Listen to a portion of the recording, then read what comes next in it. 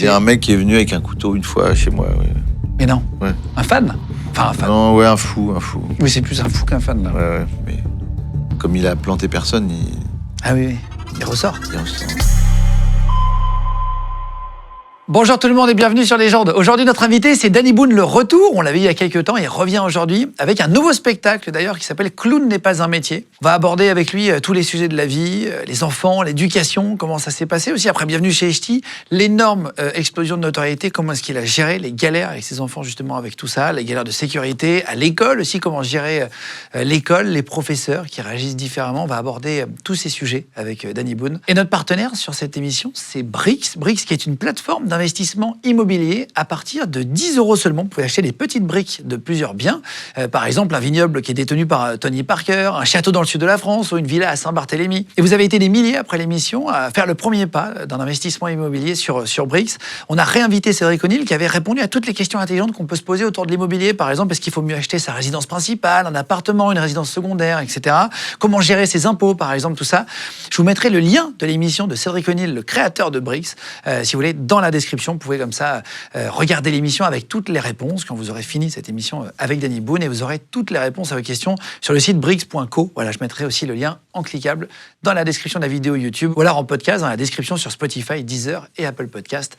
Et c'est parti maintenant avec l'émission, le retour de Danny Boone sur Légende. On y va. Danny Boone dans Légende avec Guillaume. Play. Ça fait plaisir de te revoir. Mais oui, c'était il y a 1 an et demi à peu près déjà. C'est ça.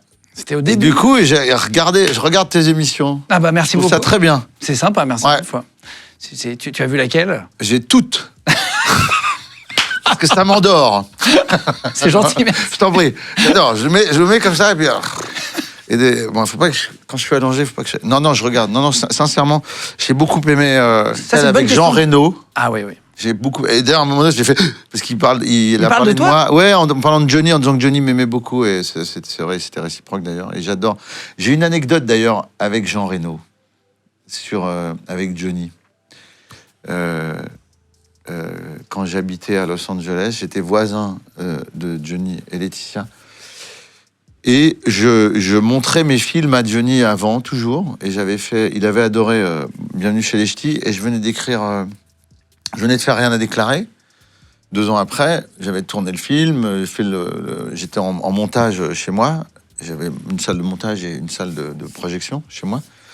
Et je travaillais là, c'était mes bureaux. Et je vais chez Johnny pour lui montrer le film. Parce que il a adoré Rien à déclarer. Ça lui parlait en plus qu'il était d'origine belge.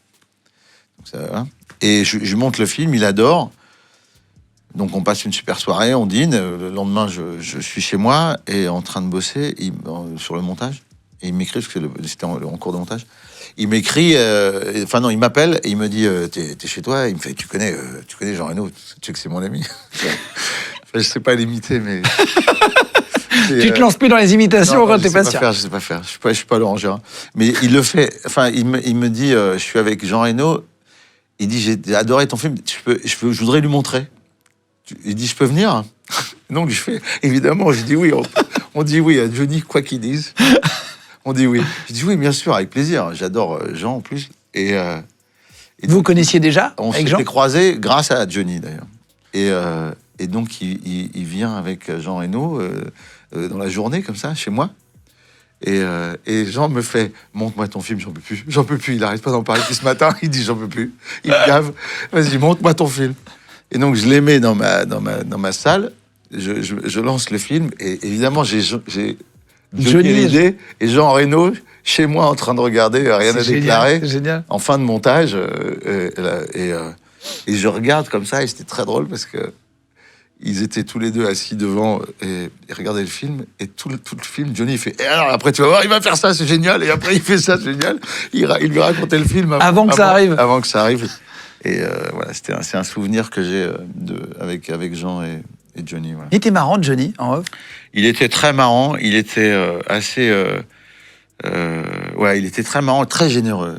Vraiment, c'était un homme très généreux, très touchant et très instinctif. Il sentait les gens, enfin, il y a un côté comme ça, animal, Et puis, une bête de scène, moi, j'ai eu la chance de le voir dans les loges avant, et ensuite sur scène, et après. Et il pouvait être fatigué, cuit, tout ça, il montait sur scène. Oh, c'était extraordinaire.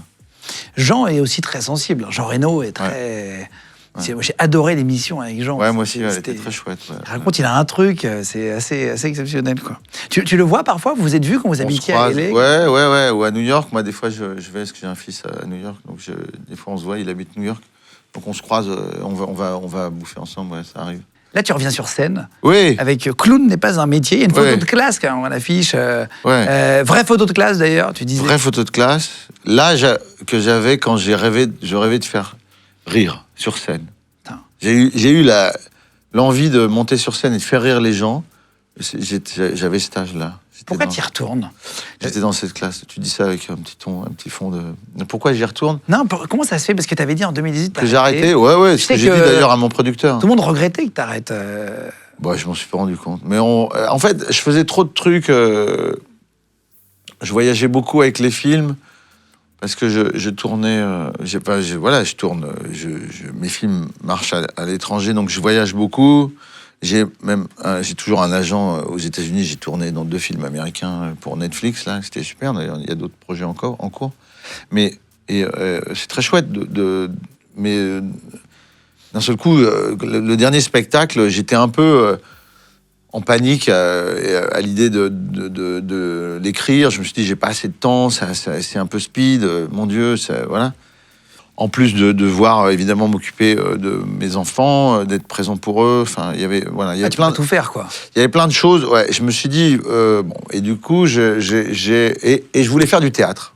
J'ai fait une pièce avec Valérie Bonneton de Sébastien Thierry, qui était très drôle d'ailleurs. Et puis pendant 7 ans, j'ai pas eu ce contact avec les gens, sauf pour des galas caritatifs. Et puis il y a 2 ans, ma fille avait 12 ans, je vais avec elle à un déjeuner avec Gilbert Coulier, mon producteur, qui est un producteur extraordinaire, qui est un mec génial en plus dans la vie.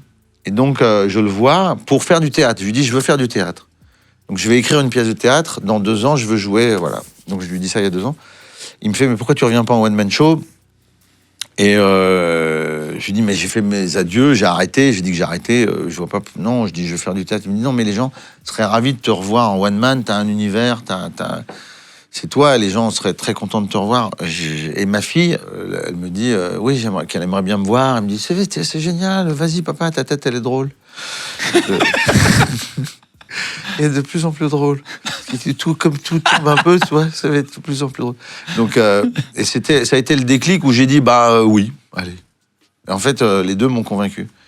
Et j'ai réalisé le vœu de ma fille, et je me suis rendu compte, après, en montant sur scène, que c'était le mien de vœu, et que c'était mon rêve de retourner sur scène. Tout le spectacle, je l'ai écrit pendant ces 2 ans, et ça cartonne, et les gens sont debout à la fin, pas pour partir, hein, pour applaudir. Préciser. Et c'est hyper émouvant, c'est hyper fort, quoi. C'est un moment magique, et je renoue en fait avec mon ADN et avec ce que je suis, en fait. Je viens de là. J'ai démarré dans la rue en faisant du spectacle de rue. J'ai fait du one-man show. Du mime, même. J'ai fait du mime, de la guitare dans la rue, du clown. Donc c'est mon univers, quoi. Et j'ai retrouvé ça avec une force incroyable. Enfin, voilà. Je vous mettrai toutes les dates et je mettrai un lien dans la description sur YouTube. Et si vous nous écoutez en podcast audio sur Spotify, Deezer, Apple Podcast, je mettrai aussi dans le lien de la plateforme. Merci de Légende, premier podcast de France. Tous les mercredis, vendredis et dimanches d'ailleurs. Premier podcast de France, c'est classe. Ouais, c'est génial, incroyable. Ouais, c'est mérité. Hein. Je sais pas, mais en tout cas, merci. Écoute, je t'en prie. Et je mettrai les dates.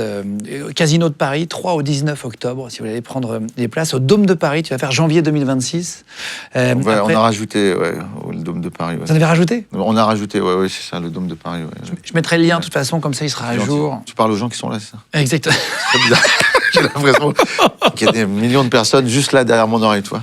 Quand tu les regardes. C'est un peu le cas, c'est un peu face à toi. Il est juste tout seul, il y a qu'un mec. T'avais envie de faire rire les gens déjà dès l'école, toi, ou ça arrivait un peu plus tard, t'as trouvé ta voix petit à petit? À l'école, oui, clown n'est pas un métier, c'est ce que j'ai eu ça dans mon bulletin. Donc ma mère a retrouvé la photo, enfin plein de photos d'élèves, Et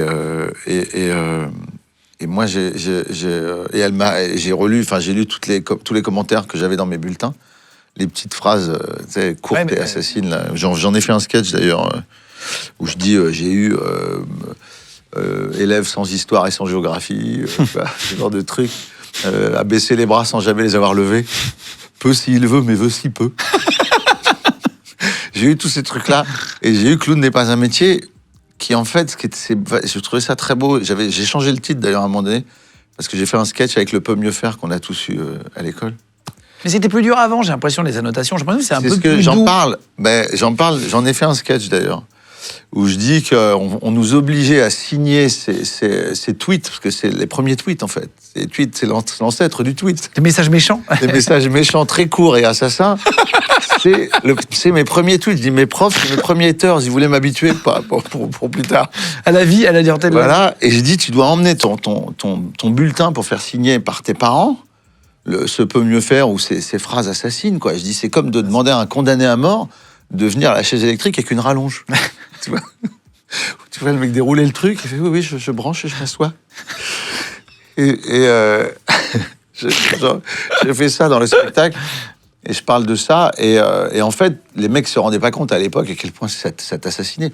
Et moi, en même temps, Clown n'est pas un métier, c'était une promesse d'avenir. Parce que ça disait, à l'époque, qu'il fallait pas que je déconne, et en même temps, ça disait que j'étais un clown, et en même temps, ça disait que je pouvais pas en faire un métier, parce que c'est une passion, et j'en ai fait un métier et aussi une passion. Donc, je trouvais que ça résumait bien ma carrière et ma vie. Ce clown n'est pas un métier. Ouais. On va parler, t'as 5 enfants, hein, c'est ouais. ça, de plusieurs femmes différentes. On va parler d'organisation après, de comment. C'est un vrai sujet. J'en parle avec pas mal de copains. Comment tu t'organises après? Voiture 7 places. Est-ce qu'il y a... Bah oui. Plus le chien. Plus le chien. Ouais, j'ai un chien. Est-ce que tu faisais des bêtises à l'école? Est-ce que tu étais un peu bagarreur quand tu étais plus jeune, ou tu étais plutôt le... Je faisais rire, je faisais l'andouille à l'école. Ouais. Non, au début, j'étais premier de la classe. En général, c'est les filles... parce que ma mère m'a appris à lire, à écrire quand j'étais en maternelle. Et après, quand je suis rentré en CP, ils voulaient me faire sauter une classe. Mm-hmm. Et ma mère a refusé parce qu'elle avait peur que je sois avec des plus grands qui m'embêtent. Ah, c'est vrai. Ouais. Donc on m'a laissé là. Et mais j'étais très bon les premières, CP, CE1, premier de la classe, CE2, ça commençait à merder, et CM1 fini. Ah, c'est vrai, t'étais nul après? Non, j'étais pas nul, mais je me suis rendu compte que je pouvais faire l'andouille. Et que c'était chouette de faire rire. Mais je faisais rire ma mère, en fait. Ma motivation première, quand j'étais gosse, c'était de faire rire ma mère, parce qu'elle était un peu déprimée de ce qu'elle vivait. Elle a eu une enfance plutôt difficile et des parents qui l'ont rejetée. Et quand elle est partie avec mon père, c'était très compliqué, enceinte de moi. Donc elle a eu une vie parce qu'elle était jeune, ton papa plus âgé. Elle avait 17 ans, ouais, c'est ça. Et mon père avait 18 ans de plus. Et ils sont tombés amoureux parce que mon père... En fait, mes grands-parents ont enlevé ma mère de l'école pour qu'elle serve à 14 ans à la station essence. Ils avaient une station Shell au pont de Nieppe, à côté de chez Lynn Renault, parce que Lynn connaissait l'endroit. Et mon père allait faire le plein de gasoil. C'est comme ça qu'ils se sont rencontrés, c'est joli. Incroyable. Voilà. Et ils en ont voulu à ta mère qui est tombée enceinte? Et après, en fait, ma mère est tombée enceinte de moi, et mineure, donc, pour l'époque, en plus, j'étais 21 ans, la majorité. Donc, ils lui ont dit, on va te mettre dans une maison de filles-mères, à l'époque, un truc religieux, voilà. Et ma mère a refusé, donc ils lui ont donné le choix, où dit où tu pars avec cet homme et on te revoit plus jamais. On te bannit de la famille. Et donc elle est partie? Elle est partie, ouais. Mon grand-père a signé un papier disant qu'il l'émancipait, et mon père était responsable de ma mère. Ah, waouh. Voilà. Et vous êtes parti où? C'était très dur. Ma mère, ils ont vécu... ils vivaient dans une sorte de cabane en tôle ondulée, derrière l'église Saint-Va à Armentières. C'était la paroisse où ma mère allait. Putain. Et le curé, très gentiment, lui a offert un truc. Et c'est une cousine de ma mère qui l'a vue enceinte dans ce truc sans eau, sans électricité, sans chauffage, sans rien, qui est allée voir mes arrière-grands-parents. Et André Bailleul, qui était une sorte de figure paternelle très forte, qui est il est allé chercher mes parents en disant je vais vous aider pour loger, quoi, pour être logé dans un appartement en attendant de trouver une maison. Et il les a vachement aidés. Et ça a été mon grand-père, en fait, mon arrière-grand-père, André, qui était un héros de la guerre 14. Et en fait, mais mon arrière-grand-père a été hyper important pour moi quand j'étais gosse. Malheureusement, il s'est fait renverser en traversant un accident con. Et il est mort. Et j'avais 6 ans quand il est mort. Mais j'ai un souvenir de lui très précis. On allait chez eux le samedi. Et ma mère n'a pas osé me dire qu'il était mort. Enfin, elle m'a dit non, il est parti au ciel pour se faire soigner. Parce qu'il avait un pied beau à cause de la guerre 14. Il avait été blessé. Autre époque, hein. Et quand ma mère m'a dit il est parti au ciel, au paradis, pour se faire soigner sa jambe. Mais je dis donc il va revenir. Elle me fait oui. Donc un peu en larmes et tout. Et en fait, je continuais. Donc je suis pas allé à l'enterrement. Et je continuais à aller chez mon arrière-grand-mère. Et j'allais dans le jardin, il avait un potager. Et je lui parlais comme ça dans le ciel. Et mes premiers sketchs, mes premiers spectacles, j'avais récupéré son pantalon. Et je jouais avec son pantalon sur scène, avec une jambe plus courte, beaucoup trop grand, avec des bretelles. C'était mon costume de clown, en fait. Et c'est un gris-gris. Pour la en même petite temps. anecdote, qui est quand même assez folle, c'est que Christian Carion me propose de jouer dans Joyeux Noël il y a 20 ans, avec Guillaume Canet. Et donc, on fait les essayages costumes, les trucs, et je demande à mon oncle, est-ce que tu as des photos, est-ce que tu peux récupérer des photos? Donc, il récupère des photos de mon arrière-grand-père en soldat de la guerre 14, et c'est le même régiment, et c'est le même numéro de régiment que dans le film. Putain, c'est fou. Le 26e régiment. Et le 26 est un chiffre qui est dans ma vie depuis toujours. Quand je suis né à 7h26, la 26e semaine de l'année, un 26 C'est mon chiffre juin. aussi, c'est marrant. C'est vrai, Ouais. 26 juin. juillet. Je suis devenu connu à 26 ans, enfin, tu vois, le 26 est dans ma vie depuis toujours. Et c'était le 26e régiment qui était le régiment de mon arrière-grand-père. Et c'était le même, il était zouave, et c'était le même régiment que dans Joyeux Noël. T'es fan d'histoire un peu? Ouais, j'aime bien, ouais. L'histoire drôle, tu veux dire? J'adore. Les blagues à Toto. J'adore. Tu te renseignes? Tu t'es renseigné un peu L'histoire, oui, sur bien les- sûr, j'aime bien l'histoire. Ouais. T'as pas fait ton arbre généalogique? J'ai lu, j'ai lu plutôt jusqu'au bout, parce que je pense que je n'avais pas fini quand j'étais plus jeune, Les Misérables. J'ai relu Les Misérables l'été dernier. Et il y a beaucoup de passages où il raconte l'histoire de Napoléon, des batailles, et la Révolution, enfin, c'est merveilleux. Il y a toute la. J'ai pas lu quoi, tu dis? Non, tu disais quoi? Non, tu me parlais de quoi? Ouais, l'arbre généalogique, le refaire. Tu sais, il y a des sites qui permettent de refaire ça maintenant. Tu peux remonter sur des documents de mairie et tout. T'as jamais fait ça? Si, il y a quelqu'un qui m'a fait ça, ouais. Si, j'ai fait un truc, le truc ADN, là, j'ai fait Oui, ça. exactement. Ouais. Et t'as quoi alors? Comme pourcentage, moi je l'ai fait aussi, c'est marrant. Ouais. Ouais, j'adore. C'est drôle à Alors- faire. Quand ça apparaît avec la planète, là, je crois que c'est interdit maintenant en France. Ah bon? Ouais, C'est vrai? ouais, je crois que on n'a plus le droit de le faire. Ouais. Pourquoi? Bah, je sais pas. J'ai vu que c'était plus autorisé les tests ADN pour le plaisir comme ça, ouais. T'as plus le droit de le faire? Non, on n'a plus le droit de le faire. Ouais. Si, moi je l'ai fait. Pour... Oui, mais avant, tu as dû le faire il y a plus de 3 ans. Non? C'est vrai? Ouais. Ah, tu l'as pas fait en France alors? Alors, mes origines, c'est ours des Pyrénées et phoque du Groenland. C'est les deux.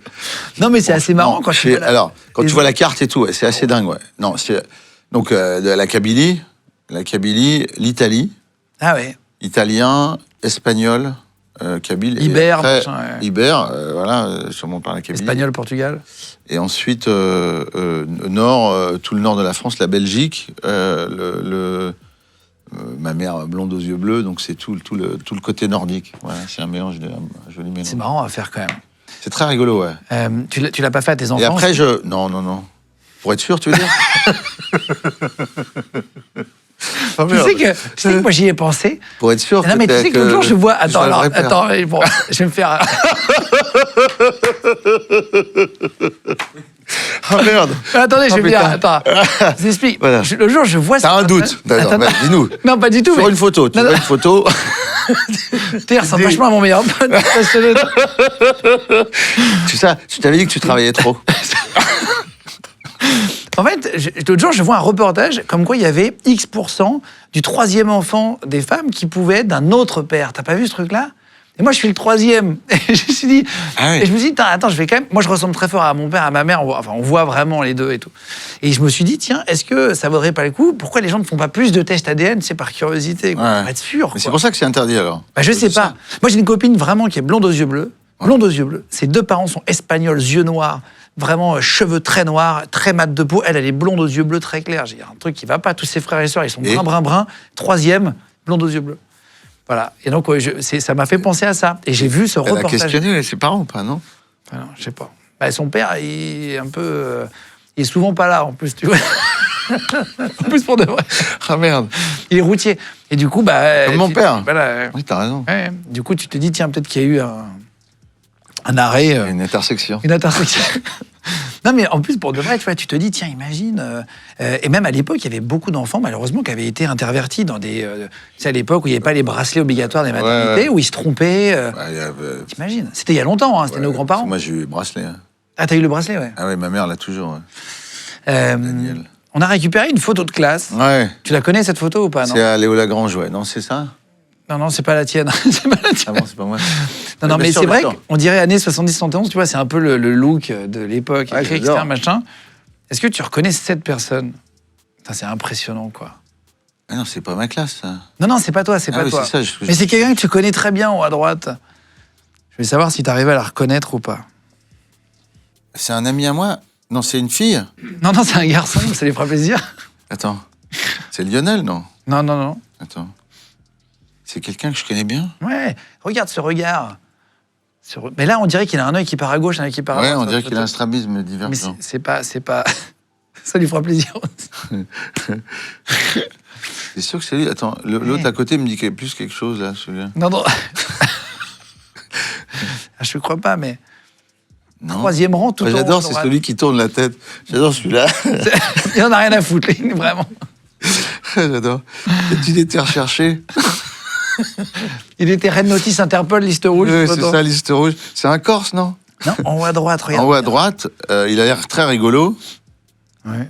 Et c'est quoi? C'est un acteur? Ouais, c'est quelqu'un que tu connais très très bien. Ah bon? Ouais. Il a moins de cheveux aujourd'hui. Oh, c'est Cad! Mais oui! Oh putain! Mais on le reconnaît absolument pas. Ah, tu trouves? Il y a un petit air quand même. Il y a léger, ouais. Non, mais c'est vrai qu'il fait Un un air peu... de filou, quoi. C'est- Ah, c'est Cad, putain! Si, après quand tu le Incroyable. sais, la Ouais, bouche tu avec sais, un peu tu de sais. barbe, maintenant Ouais, il a ouais, la c'est barbe, vrai, mais ouais. il y a un Et plus petit de air, cheveux. je trouve. Tiens, attends, je vais repasser l'iPad. Tu sais, les gens, ah ouais, c'est dingue, on dirait pas lui. C'est marrant on dirait de trouver pas, des vieilles c'est photos. dingue. Hein. Je sais pas Il y a des gens qui vérifient que si leurs enfants sont bien les leurs, et je crois que lui, enfant, c'est pas lui. c'est lui-même qui n'était pas C'est lui, lui, c'est mais c'était bizarre. pas lui. Est-ce que tu as manqué de quelque chose en étant enfant? C'est important sur la construction de la personne et tout. Beaucoup, ouais, j'ai manqué de beaucoup de trucs. Mais j'étais pas malheureux. Tu pas manqué Je de... rêvais. En fait, manqué de quoi? Pas manqué de nourriture ni de... On mangeait Choses rarement vitales. de la viande, on mangeait du cornet de bif, des boîtes de cornet de bif, on mangeait beaucoup de pâtes, de riz, des choses, voilà. On était... c'était quand même, mes parents galéraient quand même, mais bon, on a toujours... J'ai beaucoup plus galéré ensuite quand je suis arrivé à Paris, que j'étais à la rue et que j'étais interdit bancaire et que j'étais vraiment dans la merde. Mais quand j'étais gamin, non, on mangeait quand même, mais on avait rarement des trucs sympathiques. On faisait Noël, on avait des coquilles Saint-Jacques.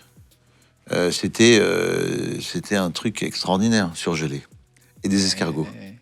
C'était le truc extraordinaire. Mais j'ai fait tout. J'ai tout fait très tard, en fait. Quand j'étais gosse, déjà, j'avais des fringues d'occasion. Mais bon, ce qui était normal, parce que mes parents avaient pas les moyens. On partait peu en vacances. On est allé 3 fois en Kabylie. Enfin, 2 fois, parce que mes parents sont partis, quand je suis né, pour faire une sorte de voyage de noces là-bas. Et Tu partais pas au ski, t'avais pas de... je suis jamais... Alors, je suis allé, j'ai eu la chance... non, on partait pas au ski. On partait pas au ski, c'était d'ailleurs... Ce qui était terrible, en fait, quand tu grandis là-dedans, dans un milieu... on vivait dans un quartier de corons, comme ça, de maisons en briques rouges, toutes collées les unes aux autres, tu sais. C'est comme des HLM, mais allongées par terre. Ouais. Et donc, on vivait très très bien. Tu vis très bien dans ton quartier, avec tes références et tes trucs, avec tes fausses fringues, voilà. Mais dès que tu vas à l'école et que moi j'étais... parce que mes parents m'ont retiré à un moment donné du public. Ma mère, elle voulait me mettre dans une école catho. Et donc, j'ai fait Saint-Charles et Saint-Jude à Armentières, qui étaient des écoles payantes, mais les enfants d'ouvriers qui n'avaient pas les moyens payaient 20% du prix ou 10%. C'est bien. Ouais, c'était vachement bien. T'as connu les profs très sévères? Ah oui, bien sûr. Ouais. On entend parler Surtout maintenant des internats, des trucs où ça tirait les cheveux, ça mettait des... T'as connu vraiment les coups de baffe? Ah bah moi, j'ai une baffe à Léo Lagrange de la part de Monsieur Debert. Ouais, ouais. Tu te rappelles encore? Ah, mais je vais te dire ce qui s'est passé très très bien. Et je suis à... donc j'adorais écrire tout ça, c'était nickel. J'étais donc en CM1 et Monsieur Debert et c'était le mari de la directrice, un mec assez âgé, pas sympa du tout, très dur. Et donc il parlait comme ça, il poustillonnait beaucoup. Et donc il vérifie mon cahier. Il dit c'est bien, ça c'est bien. Enfin, mais mon cahier d'écriture, très bien, très bien, très bien. Il tourne les pages et il retourne encore. Et il y avait des taches à cause de ces postillons. Et il me dit mais c'est quoi toutes ces taches? Il dit ça. Non. Je te jure que c'est vrai. Et je lui dis bah c'est vous qui crachez dans mon cahier, monsieur. Je lui dis spontanément, c'est vous qui crachez dans mon cahier. Et tout le monde se marre. Ah ouais, ça lui plaît pas. Là, il se vexe. Et il me retourne une baffe. Donc le soir, évidemment, moi, je chiale. Le soir, je dis à ma mère, Monsieur Debert, il m'a mis une baffe. Ma mère dit ça à mon père quand il rentre en camion. Mon père dit, je viens demain à l'école. Donc mon père venait jamais à l'école. Donc il est venu, il m'a dit, il est où? C'était Robocop, c'était Terminator. Mon père, il était ancien boxeur, mi-lourd. Hein. Donc c'était personne l'emmerdait. Hein. Même mes copains, ils avaient peur de venir chez moi. Ah oui? Ouais, tout le monde c'était une masse. Et donc il est allé l'attraper. Il l'a attrapé. Il l'a juste menacé en lui disant plus jamais. Mais j'ai trouvé ça très très chouette. D'avoir un peu le héros. De voir mon père dire pas laisser faire et dire il n'a pas porté plainte, il a pas. Mais bon, il est juste allé le voir en disant tu lèves plus la main sur. Mais à l'époque, on pouvait se faire tirer les cheveux. Moi, les parents, ils avaient les règles. À l'époque, où ils se faisaient taper sur les doigts, tu sais, machin. À l'école? Ouais, mais ils avaient 75 ans. Moi, j'avais un prof d'espagnol qui jetait les craies, et après, quand il est énervé, les effaceurs, là, les gros. Ah oui, trucs, ça, je l'ai connu aussi. On ça dans la gueule. Ouais. Aujourd'hui, ça serait impossible. Ouais. J'ai été brûlé à la cire aussi, je me souviens. Ah bon? Ouais. Non, Toujours plus. En tout cas, non, mais ce qu'il y a, c'est que quand je me suis retrouvé, je disais, à Saint-Charles et Saint-Jude, où j'étais avec un pote, d'ailleurs, David Lifog, qui a un magasin de musique à Bailleul maintenant, que je vois toujours. C'est rigolo, je vois toujours mes potes de l'époque. Son père était infirmier à l'hôpital psychiatrique d'Armentières, et du coup, on était avec mes potes aussi, Jean-Christophe et Pierre-Étienne, RB, on était les prolos quoi. Et il y avait deux sœurs jumelles qui étaient dans la classe, qui étaient aussi filles de prolos. Et en fait, c'est là où tu ressens la honte. Tu sais, moi, j'osais pas dire que ma mère était femme de ménage. Elle s'est mise à faire des ménages pour aider à vivre, quoi. Ouais. Donc, je mettais chauffeur routier, mon père. Et ma mère, je mettais maîtresse de maison, pour pas mettre femme de ménage. Et évidemment, ça n'a pas loupé, la prof principale qui, très délicatement, fait « Amio, c'est quoi maîtresse de maison, ça veut dire quoi? Maîtresse de maison ?» Non, c'est-à-dire qu'elle va chez les gens et elle gère un peu la maison. Ouais, femme de ménage, quoi. Je dis « Oui, madame. » Putain, ils sont pas fins, parfois. Non, mais c'est comme ça. Écoute, ça fait partie de l'apprentissage de la vie, quoi. Ouais, c'est des choses qui t'ont un peu... Et donc, je parlais de ces deux jumelles parce qu'on partait pas au ski. Et donc, les gamins reviennent du ski, se friment avec leurs fringues. Bronzés, avec ce truc-là. Et les traces des lunettes, ouais. Les traces de lunettes de ski qui étaient genre le truc... il fallait l'avoir. Ultra. Et donc, ces deux filles s'étaient maquillées en rentrant des vacances de Noël comme ça, avec un truc. Le problème, c'est qu'après, tu vois, ça... Ça avait coulé un peu. Ouais, parce qu'elles se touchent le visage, du coup, t'as des vieilles traces comme ça, c'est vrai. C'était pathétique, très triste. Et en même temps, tu comprends, parce c'est surtout les autres gamins qui te mettent face à ta condition, quoi. Alors que, en fait, tu le vis très bien. Moi, je vivais bien de pas avoir beaucoup, ou de pas... voilà, j'ai découvert... Et en même temps, je suis reconnaissant de ça, parce que j'ai eu la chance de comprendre la qualité de ce que j'avais. Quand je suis allé pour la première fois à la piscine à l'âge de 10 ans, j'ai un souvenir très précis. Première fois que je suis allé à la mer aussi, j'ai un souvenir très précis, parce que de voir la mer à Malo-les-Bains, ou je sais plus où on était, à Brédune. D'un seul coup, t'as les maisons, tout ça, puis d'un seul coup, tu t'as l'horizon avec la mer, tu fais, t'as une émotion qui est dingue. Ouais. Mais la première fois que t'as cette émotion, quand t'es tout petit, que t'es habitué à voir la mer, tu sais plus. Mais même quand on l'a déjà vu, à chaque fois qu'on arrive, on fait waouh. Ouais, mais quand même, quand tu le vois pour la première fois et que t'as genre 8 ans, 9 ans, tu t'en souviens, quoi. Et donc j'ai eu ça, et j'ai eu ça pour le resto. Première fois que je vais au resto, j'avais 18 ans. Première fois que je vais au resto, j'ai 18 ans. Parce que Nicolas Fering, avec qui j'étais à Saint-Luc à tourner en Belgique à l'école, sa mère était mère célibataire. Tu te rappelles des noms de tout le monde. Ouais. C'est un truc de fou. Ouais. Et c'est une mémoire affective, en fait. Et donc, on était très copains. Et sa mère, on est chez sa mère. Et elle me dit, il y a ce resto qui a ouvert à Lille qui est formidable. T'es allé? Je dis, non, je sais pas, je suis jamais allé au resto. Moi, je suis allé dans les cafés, dans les relais routiers avec mon père et ça, mais je dis non, le resto, je suis jamais allé. Il fait quoi? Elle me dit, à 18 ans, viens, je t'emmène. Donc on part au restaurant. Avec la mère d'un copain? Avec la mère d'un copain, tous les trois, on va à Lille, au resto. Et j'ai devant moi plein de couverts et plusieurs verres. Un beau resto, alors? Ouais. Et je suis persuadé que c'est au cas où on casse un verre qu'on en a 3. Donc, oui, c'est pas tes codes. Et on me dit, et elle me fait, non, c'est pour l'eau, le vin, vin blanc, vin rouge. Je fais, hein? Je dis, bon, je pensais que c'était au cas où on en casse un. Non, mais ce qui est rigolo, c'est que ça a fait mon clown, en fait. Ça a fait mon regard un peu décalé sur les choses, sur la vie. Pareil, la première fois que je vais au cinéma, je vais voir Brasil de Terry Gilliam. J'ai 17 ans, je crois. Tu fais tout très tard. Ouais, parce qu'on n'a pas les moyens. Il y a évidemment, je vois les films sortir, les gamins en parlent à l'école, mais moi je les vois pas. Nous, la vraie fenêtre culturelle, c'est la télé qu'on a, qui est allumée en permanence. C'est gratuit. Parce que c'est gratuit et c'est un acquis social extraordinaire. Ça et la télécommande, évidemment, qui arrive après. Au début, c'est toi la télécommande, puis après ça passe à télé. Mais voilà, la télé, c'était extraordinaire. Je regardais le ciné-club. Je regardais la séquence du spectateur le dimanche, on regardait les émissions de Drucker, de Sébastien, enfin c'était génial. Et je me disais, je rêvais d'être artiste un jour dans ces émissions. Qui vont t'aider d'ailleurs après, tu vas connaître. La première fois que je fais Drucker, c'est fou. J'ai le boomerang du truc de gamin devant la télé chez mes parents dans leur petit. Où t'es impressionné la première fois? Ah oui, je suis impressionné, bien sûr. Quand je vais faire Drucker. Ouais. Ah ouais. Où tu te retrouves sur un plateau que tu connais. Oui, c'est par la télé, quoi. Oui, c'est un... Et un monsieur que tu voyais quand tu étais ado. Ouais. Des fois, les premières interviews, c'était compliqué parce que j'arrivais pas à parler. Je me suis rattrapé. Ah, c'est vrai, tu t'es fait un média training? Non. Non? Du tout. Mais... Tu t'es regardé après pour te dire merde, c'est horrible. Non, non, je peux pas me regarder parler de moi. J'ai beaucoup de mal.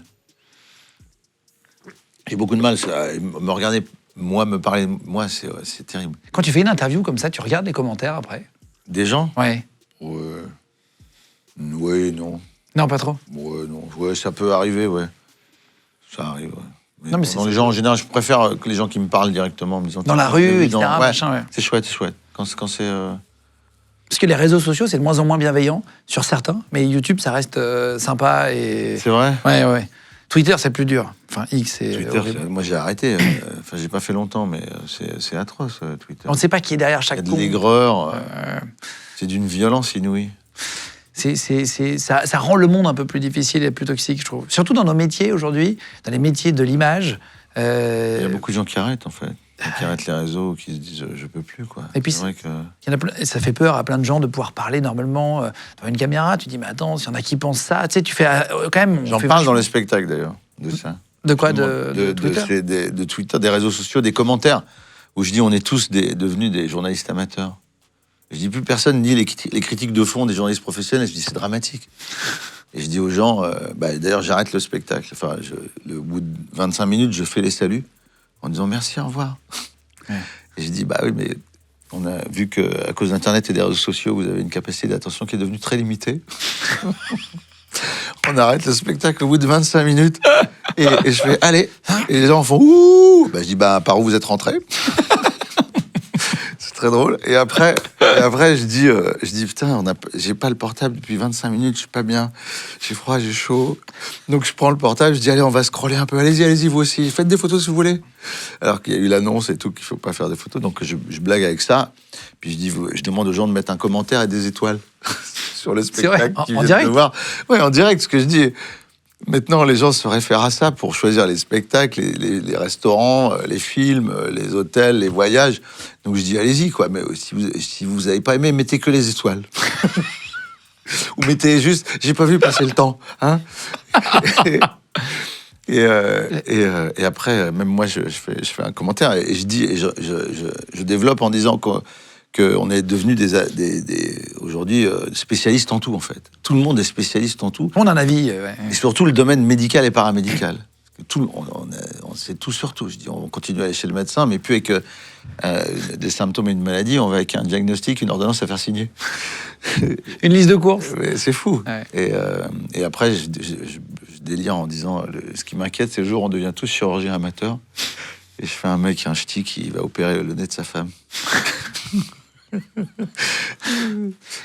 Luc Besson nous racontait qu'il avait été, ça l'avait vachement peiné à l'époque du Grand Bleu. Il s'était fait déchirer, nous racontait à l'époque, même au Festival de Cannes et tout, à la première. Oh là là. Il disait, ce film est magnifique. Alors finalement, aujourd'hui, hein, moi je l'ai montré à mes enfants, ils ont adoré. Alors finalement, il va faire 10 millions d'entrées, etc. Ouais. Mais avant, il se fait déchirer. Est-ce que, je n'ai pas noté celle-là, mais est-ce que tu as eu la même chose avec Bienvenue chez les Ch'tis, avec des films que tu as fait qui ont bien marché et qui se sont fait quand même déchirer avant que ça sorte? Mais Bienvenue chez les Ch'tis, je me suis fait déchirer. Pour celui-là aussi, ouais. Bienvenue chez les Ch'tis, j'ai eu... je me suis fait déchirer par La Voix du Nord. Ah, par La Voix du Nord? Ouais, ce qui est fou quand même. Avant que ça sorte. Et ça disait... le Nord est à Danny Boone, ce que le Sud est à Max Pécasse. Et Max Pécasse, c'était un réalisateur du Sud qui faisait des séries B, enfin des films, des comédies très mauvaises. Et pourtant, il aime bien, non? Ça m'avait fait du mal. Oui, maintenant. Il y avait les panneaux partout. Ouais, après. Mais le mec, j'avais eu... Enfin, tu vois, c'était violent. Et la plus belle mauvaise critique que j'ai eue, c'est Les Inrocks. Mais la plus belle. C'était une phrase, c'était sur les Ch'tis. Pourquoi parler d'un film qui n'en est pas un? 20 millions d'entrées plus tard.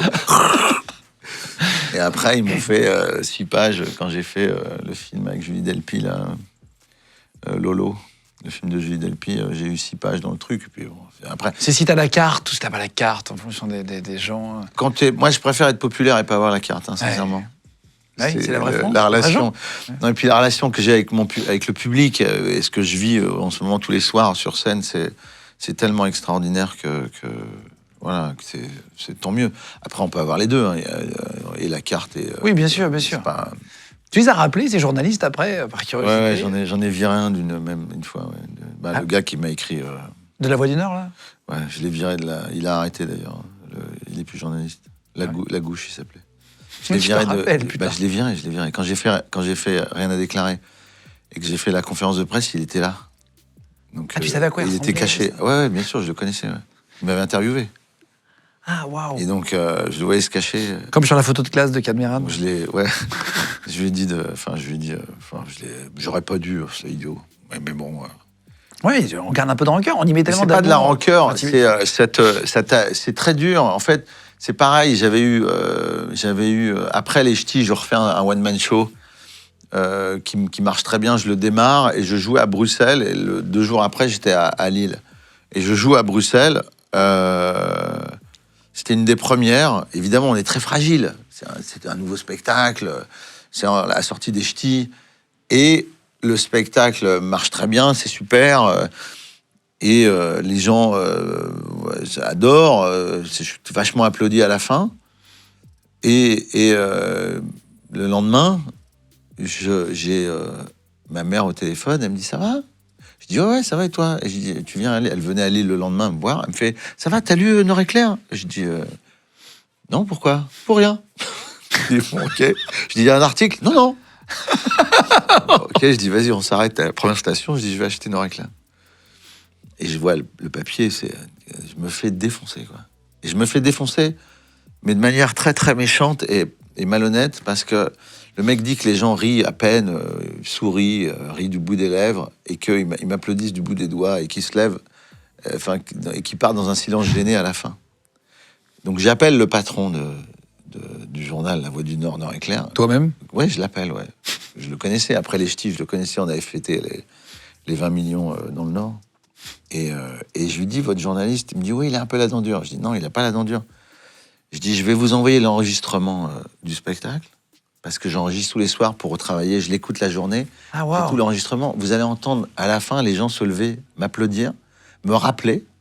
Je dis au moins 5 ou 6 fois à la fin du spectacle. Et Oui, là, c'est juste malhonnête. C'est de quoi. la diffamation. Je dis, je pourrais presque porter plainte avec cette preuve voilà. Je dis, c'est quand même d'une violence. Je dis, pourquoi? Il peut ne pas aimer, mais ne pas reconnaître que que le public a adoré, c'est dégueulasse et c'est de l'agression, quoi. Et je lui envoie l'enregistrement. Hein. Je dis, on en reste là, voilà, c'est pas grave. 2 jours après, donc, je suis à Lille, et il y a mon directeur de prod du spectacle qui vient me voir dans les loges avant de démarrer. Il me fait, il est revenu, le journaliste, le même, qui était venu à... T'allais le voir? Non, je lui dis, comment ça? Il demande à avoir une place, parce qu'il veut... Je dis, mais il a déjà fait sa critique, elle est sortie... Il me dit, non, mais je sais pas, il dit qu'il veut faire un papier d'humeur. Je dis, un papier d'humeur de quoi? Donc moi, je me sens hyper fragile, et je me dis, ce mec-là vient pour me dégommer. Donc je lui dis, dis-lui que c'est pas open bar, et que sa critique, elle est faite, qu'il m'a bien dégommé, et qu'il a été, il a été malhonnête, et je veux pas le voir. Donc il va lui dire ça, il part ravi, il appelle l'AFP, et il fait une déclaration où il dit, il fait un article en disant Danny Boone contre la liberté de la presse. Quoi? Et donc j'ai un truc qui sort sur l'AFP, avec marqué Danny Boone refuse tout, depuis, suite à une critique qu'il n'a pas appréciée à Bruxelles, Danny Boone refuse tous les journalistes. Danny Boone serait-il contre la liberté de la presse? Et pendant 6 mois, alors je dément le truc, j'explique ce qui s'est passé, et je dis je refais moi aussi un truc AFP, mais qui passe totalement inaperçu. Et pendant 6 mois, chaque fois que je commence une interview, j'entends, alors comme ça, on est contre la liberté de la presse? Mais non. Évidemment. Donc j'explique ça. Et en fait, après, je me dis, j'ai pris une leçon. Parce que ce que j'aurais dû faire, c'est l'asseoir en premier rang, jouer le spectacle et lire sa critique après devant lui, devant tout le monde. Et ce serait barré, mais j'aurais dû faire ça. J'ai pas eu la présence d'esprit, mais après, il y a des moments où tu es fragile et en même temps, il faut se rappeler surtout des gens qui t'ont aidé. Tu vois, moi, je vois Jean-Luc Génère, du Figaro. Enfin, il allait voir tous les spectacles qui démarraient. Moi, il m'a mis sur le Figaroscope, en couverture du Figaroscope, dans les années 90, où j'étais absolument inconnu, où il disait, ce mec-là va faire une grande carrière et tout. Et faut se rappeler des mecs comme ça. Mais parce que on se rappelle toujours du négatif. Jean-Luc Génère, c'était un mec qui avait la dent très dure, et quand il était dans la salle, t'étais comme ça, quoi. Parce que tu dis, putain, il y a Jean-Luc Génère. C'est le guide Michelin pour un... Ouais, c'est exactement ça. Et il a été... il a écrit des papiers, un papier fabuleux. Et puis après, pareil, j'ai eu des papiers super sur mes spectacles, voilà, sur les films aussi, pas que du négatif, mais des fois, ouais, c'est difficile. Surtout après le succès, tu sens que t'es aussi une machine à vendre et du clic et du papier, quoi. Tu vois, donc faut faire attention à ce qu'on dit, quoi, maintenant. Et dans le spectacle, sauf en spectacle, ça, où tu peux, non, tu peux là, vraiment. Du tout. Mais j'ai un sketch là-dessus d'ailleurs, où je dis tout ce qui est interdit. Je démarre juste, je fais juste comprendre, et après je fais non. Ça fait du bien ou pas de pouvoir? Ah oui, ça fait un bien. Et les gens se marrent. C'est une libération, tu sais, de rire tous les trucs interdits. Ah, je dis tout. Hein. J'y vais à fond.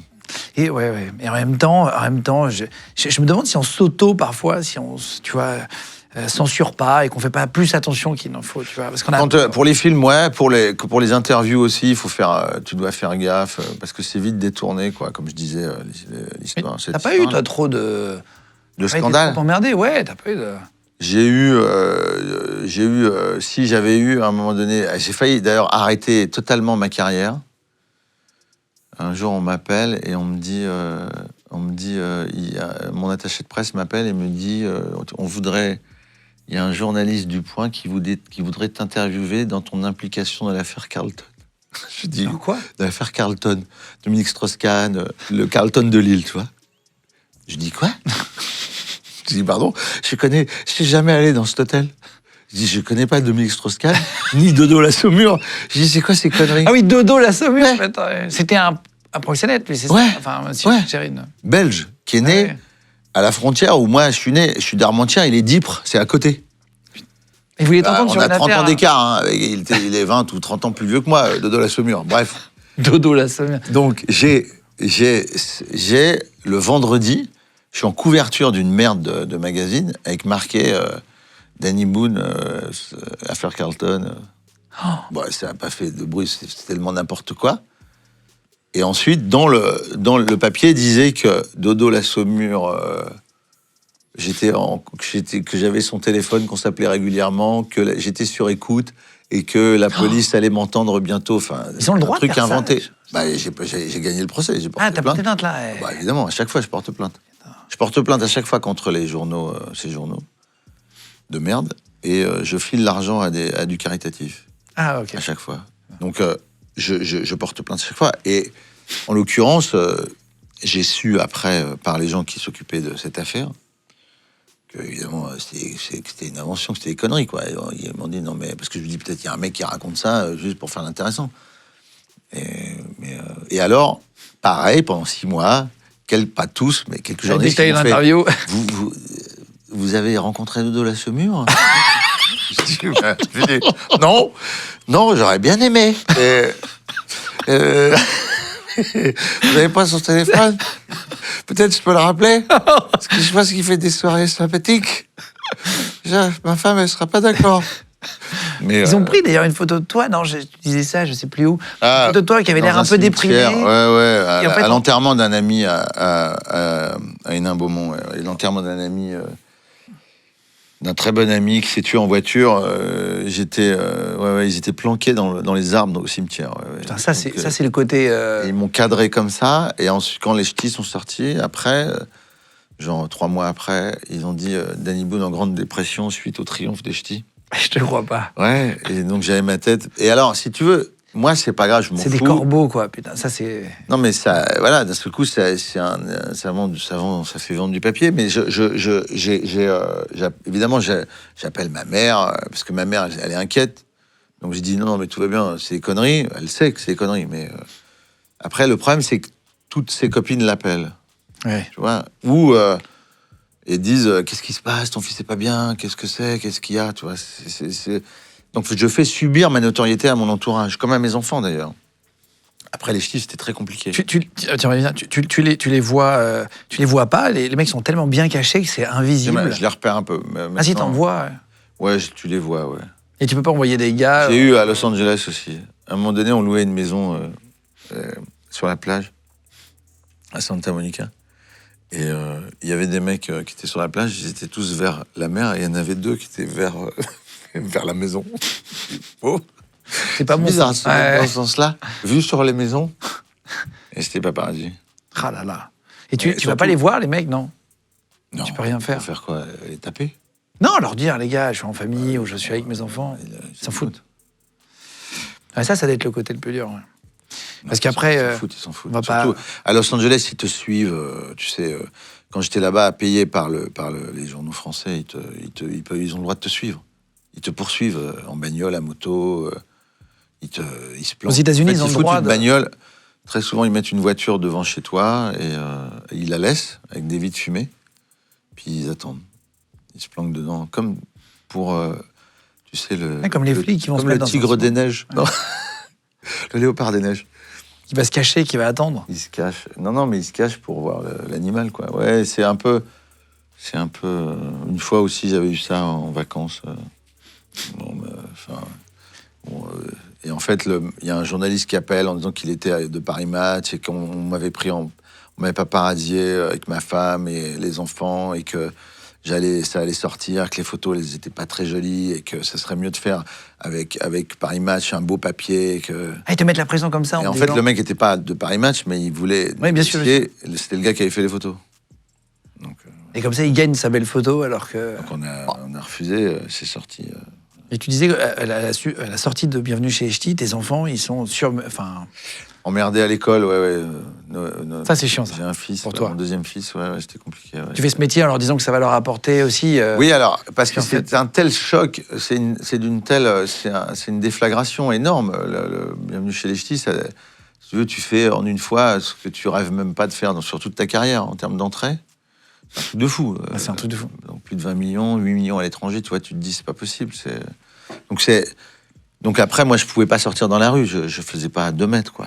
Et Vraiment, du jour au lendemain avant, je croyais qu'avant, j'étais connu, mais non. En fait, non. C'est là, j'ai vu ce que c'était que la popularité extrême, quoi. Comme un Johnny. Là, Oui. Ouais, c'est ça. Ouais, c'est ça. Voilà. Quand tu étais avec lui, tu devais te dire, tiens, le mec est très connu. Ouais, Tiens, c'est ça y est, c'est j'y ça. suis. Comme avec. Ou un Jean Reno, je sais pas. Exactement. C'est ça, ta vie change, quoi. Et donc, effectivement, moi, j'ai le souvenir j'en ai fait un sketch, d'ailleurs, sur un des spectacles où on avait des invités, je vais acheter du pain, la boulangerie, elle est fermée, je me fous en double fil pour aller acheter du pain, je rentre, et je fais « s'il vous plaît », et les ch'tis venaient de sortir, et la boulangère fait « Ah !» Je dis « oui, je voudrais juste 2 baguettes. »« Oui, c'est moi, 2 baguettes.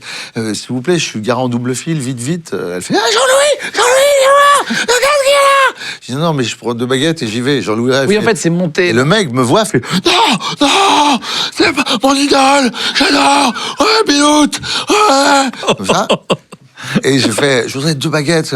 Ah là, vas-y. Et je pars sans mes baguettes. J'ai fait des photos, je suis parti sans mes baguettes. Incroyable. Et après, j'ai eu ça, mais des fois c'est drôle. C'est burlesque, c'est presque une scène de Jacques Tati. Une fois, j'étais dans un cinéma avec mes gosses, je suis au cinéma, il y a des gens qui me voient, une famille entière. Ils courent vers moi en faisant « Allez, ouais !» Ils se mettent « mets-toi là, tiens !» Le père prend la photo avec les enfants, la femme. Après, il dit « viens, moi je me mets !» La femme fait la photo. « Ouais !» Et ils partent, et ils regardent. « Oh, génial !» Ils m'ont pas dit bonjour, pas merci, pas rien. Ah, tu représentes quelque chose. Ils ont eu la photo. Déshumanisé un peu. Mais j'ai trouvé ça très drôle. On dirait une scène d'un film de Tati. Ça t'a éloigné de gens. Tu vois, c'est ce que nous disait, je crois, Luc Besson, quand il a eu tous ses prix d'un coup, même ses copains ont pu oser trop le C'est vrai, déranger. j'ai pas eu de prix, donc ça. Ça m'a éloigné de personne. Si, j'ai quand même eu des prix. Mais... Non, mais quand t'as un succès comme ça, éloigné, alors, des gens même de la vie de tous les jours. Moi, le truc, c'est que je parlais, pour finir sur le choc des ch'tis. Oui, mais les enfants. J'ai mon fils aîné qui est dans une école à Saint-Germain. Et il a un souci avec 2 potes, ils étaient à la fenêtre, ils ont fait des doigts au personnel de la cantine. Bon, j'engueule mon fils. Bon. T'es sévère, toi? Ouais. T'essayes ouais. Non, je suis sévère. C'est leur rendre service. Alors, j'aime bien les faire rire, mais quand je suis carré avec eux, tu sais, cahier de vacances l'été, le passeport. La totale, le passeport. J'en parle dans mon spectacle aussi, d'ailleurs. C'est un cahier de vacances en France si vous êtes à l'étranger. Ouais, passeport. Avec le haut en bouée de plage, là. Exact. Pour bien se foutre de ta gueule. Avec l'année en haut à droite. Tu remarqueras que les couvertures, c'est que des gosses qui s'amusent et qui s'éclatent. Hein. Oui. Donc toi, t'es comme un crevard. À la plage, voilà. etc. Et donc voilà. Et mon fils aîné, avec des potes, voilà. Et il me dit, hein, dans les yeux, il me fait, papa, mes copains, c'est pas moi. Il me dit, moi, j'ai fait ce doigt-là. L'index. Ouais, il me dit, j'ai fait ce doigt-là. Oh, bon, un con, quoi. Il essaye. Je lui dis, t'as été puni, quoi. C'est une injustice. J'appelle tout de suite la directrice. Donc tu le crois? Tu fais semblant de le... Je prends mon téléphone, il fait, attends, j'ai fait un tout petit peu celui-là aussi. Je meurs de rire. Et je prends rendez-vous avec sa prof principale. Pour l'engueuler quand même. Pour qu'il soit, qu'elle le remette en place, quoi. Et j'arrive là-bas, et je vois sa prof principale qui perd ses moyens. Après Bienvenue chez les Ch'tis. Ouais. Et qui fait c'est pas grave, c'est bien le fils de son père et tout. Je lui dis mais madame, moi je faisais pas de doigts, mais quand j'étais à l'école je faisais l'andouille, mais je faisais pas de doigts. Et c'est terrible. Et je fais un selfie avec la prof. Mais c'est horrible. Parce elle était impressionnée et l'engueulait plus. Elle était impressionnée, elle l'engueulait pas. Elle disait. Et tu lui as dit de l'engueuler? Oui. Je lui dis non, vous êtes fâché quand même. Mais non. C'est horrible. Et je pars parce que mon fils était exclu 3 jours. Ah oui, quand même. C'était pendant. Ouais. Et au moment où on part, ça sonne. Les gamins sortent. au moment où on sort. Et donc, je crée une émeute dans la cour de l'école. J'attrape mon fils, j'arrive à sortir. Donc, je me dis, mon Dieu, mais comment il va... Faire sa scolarité normalement. Ouais, c'est compliqué, hein. Ah, c'est compliqué. Mais bon, ça va. Et après, je voulais pas que mes enfants soient fans de moi. C'était très chouette, parce que quand gamin, il disait, c'est qui quand on leur demandait... Ton héros. Non, ton humoriste préféré, tout ça, c'était jamais moi. Ah, c'est vrai? C'était toujours Jamel, Gad Elmaleh, pas moi. Je disais très bien, parfait. Et ça l'a fait plus pour Bienvenue chez les Ch'tis. Après, ça c'était Après, régulé. Après, oui, ça s'est apaisé. C'est C'est moins hystérique. On me reconnaît tout le temps, mais Ouais, bien sûr. il y a moins d'hystérie, quoi. Il y avait beaucoup d'hystérie à l'époque, ouais. C'était quoi le plus gros problème que tu as eu, tiens, un peu drôle avec tes enfants à l'école? Est-ce qu'il y en a qui ont fait une connerie un peu chiante? Mes gosses, oui. Ah oui, j'ai eu un truc avec à Los Angeles. J'ai eu un truc avec Batman. Pourquoi? Tu vois Batman? Ouais. Christian Bale. Oui. À l'époque, il venait de jouer Batman. Donc, il avait ses enfants dans la classe, ses filles, sa fille dans la classe de mon fils en maternelle. Et mon fils, il aimait bien sa fille. Il lui a mis un coup de fourchette. Non, c'est pas vrai. Ouais, mais en plastique. Une fourchette en plastique. Donc, l'école nous appelle en disant il y a un gros problème. Les parents ont porté plainte. Enfin, pas les parents, mais les autres parents ont dit c'est scandaleux. Parce qu'ils savaient. Moi, je savais pas qui c'était. Enfin, je savais qui était Christian Bale, évidemment, mais je savais pas que c'était la fille de Christian Bale. Donc, je dis, mais c'est pas grave. C'est pas grave. Mon fils va s'excuser. Voilà, parce qu'ils l'aiment bien, les enfants. Tu sais, souvent, ils comprennent pas. Ils expriment leur affection de manière un peu agressive. Voilà, Et donc, on me fait, non, c'est terrible. Et à l'américaine, les parents d'élèves des autres commencent à dire, c'est un psychopathe, c'est un futur criminel. il faut le virer. Ils voulaient faire virer mon fils. Et donc, je vais à l'école, je vois la directrice, et je lui dis, mais c'est pas grave, on appelle les parents. On fait et mon fils s'excuse devant la petite, voilà, et on passe à autre chose, entre parents, puis on passe à autre chose. Mais non. Je dis mais pourquoi c'est si dramatique, quoi? Je comprenais pas, et en fait elle me dit c'est Christian Bale. Oh, je dis merde, je vais avoir des problèmes avec Batman. Et t'as réussi la gueule par Batman. T'as réussi à l'appeler? On s'est vus, on a sympathisé, on est devenus potes. Et on se voyait, on allait dîner chez les uns, chez les autres, voir le Super Bowl chez eux. Ils sont venus à la maison quand ils tournaient Le Mans en France, là. Et voilà, on est devenus copains. Donc c'est juste... Mais d'un seul coup, ça prenait des proportions terribles parce que c'était lui, quoi. Alors que c'est ridicule. Lui. Mais c'est ridicule. Voilà, c'est souvent comme ça. Est-ce que tu as déjà eu un souci avec la police un peu drôle, en rapport avec les enfants ou toi d'ailleurs? Est-ce que tu t'es déjà fait arrêter? Une anecdote un peu... Oui, c'est arrivé une fois dans Paris d'ailleurs où un mec était très agressif, ouais. Et les autres s'excusaient. Parce que c'est toi? Ouais. Oh, putain. Et lui m'a dit, c'est pas parce que c'est vous. Je dis oui, non, mais tout va bien, moi. Vas-y, contrôlez-moi, il n'y a pas de souci. Et les autres me font, on est désolé. De con. C'est quoi, t'as dit? C'est un gros... De con. Ah oui. Pardon. C'est arrivé une fois. Et sinon, en général, moi, les gens, enfin, ça se passe très bien. J'ai des potes, d'ailleurs. J'ai pas mal de potes gendarmes. Je suis parrain tu sais, des orphelins de la police et du raid de Lille. Depuis le film? Depuis le film, ouais. Donc, je suis très admiratif de ce qu'ils font et de ce qu'ils sont et de leur abnégation et de leur générosité envers les citoyens. T'as 5 enfants, Mehdi, Noé, Ouais. Ethan, Elia et Sarah. Si on peut parler d'éducation, juste 2 secondes, c'est intéressant. Toi qu'on a 5, de plusieurs lits différents, comme on dit, de plusieurs femmes. Non, c'est le même livre. C'est horrible cette expression. C'est horrible. Mais c'est ça chez le notaire. Mais j'ai entendu ça là l'autre Ouais, jour, je me disais, putain, ouais. mais j'ai jamais entendu. Ça chez le notaire, c'est dans le texte. On dit de plusieurs lits. De lire. Mais c'est comme ça qu'on dit de manière Deuxième élégante. lit, le troisième lit. C'est un peu moche, hein. On est d'accord, hein. Bah, moi, je les ai tous collés les uns aux autres. C'est très laid, ouais. Qu'est-ce que tu as réussi avec tes 5 enfants en termes En d'éducation? plus, tu n'es pas obligé de les concevoir dans le lit. Je veux dire, C'est totalement vrai. C'est très réducteur. Mais oui, d'accord. je suis d'accord. Moi, le mien n'a pas été conçu dans un lit. Bah voilà. D'une première voiture.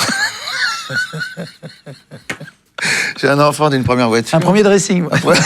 Un dressing. Tu m'avais raconté il y a longtemps, si je dis pas de bêtises, parce que j'avais entendu parler d'un médecin dans Paris qui peut te permettre, avec l'alimentation et les positions, de savoir si c'est un garçon ou une fille. Ah oui, toi, oui, tu j'ai m'avais fait parlé de ça. Ouais, pour avoir une fille, j'ai fait ça. Comme j'ai eu ça a 4 marché garçons. Bah oui, j'ai eu une fille. Non, mais c'était à ce moment-là, oui. Si c'est la mienne, oui. C'est quoi le truc alors? Pour avoir une fille. Oui, pour choisir. J'ai entendu. Il faut qu'il y avait être un loin de l'ovulation. Parce que ce qui fait les garçons, les spermatozoïdes qui font les garçons sont plus fragiles, plus véloces, mais plus fragiles. Ils durent moins longtemps. Et ceux qui font des filles, ils durent plus longtemps. Donc c'est comme quand on il y se a un fait rapport loin de l'ovulation et avec une. Non, il faut que ce soit. C'est compliqué.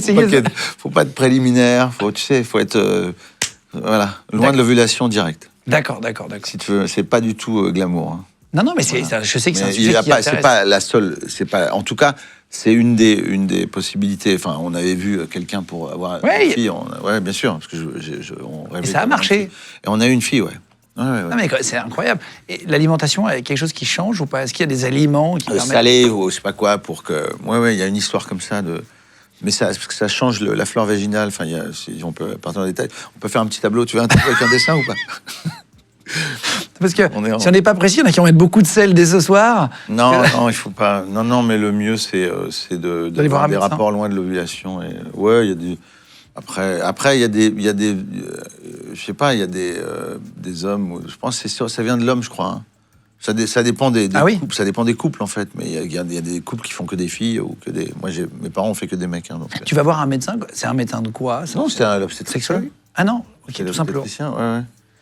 L'obstétricien, c'est la personne qui va te faire accoucher, qui va t'accompagner tout au long des échographies. Avant, tu vas le voir avant la conception. Toi, t'en voulais beaucoup d'enfants? Des enfants, j'adore les enfants, beaucoup. Non, je suis très heureux d'en avoir 5, ouais. On était l'été dernier, j'avais tous mes enfants, c'était génial. Ils sont restés très longtemps. Et j'adore justement les réunir. Enfin, être avec eux et passer beaucoup de temps avec eux.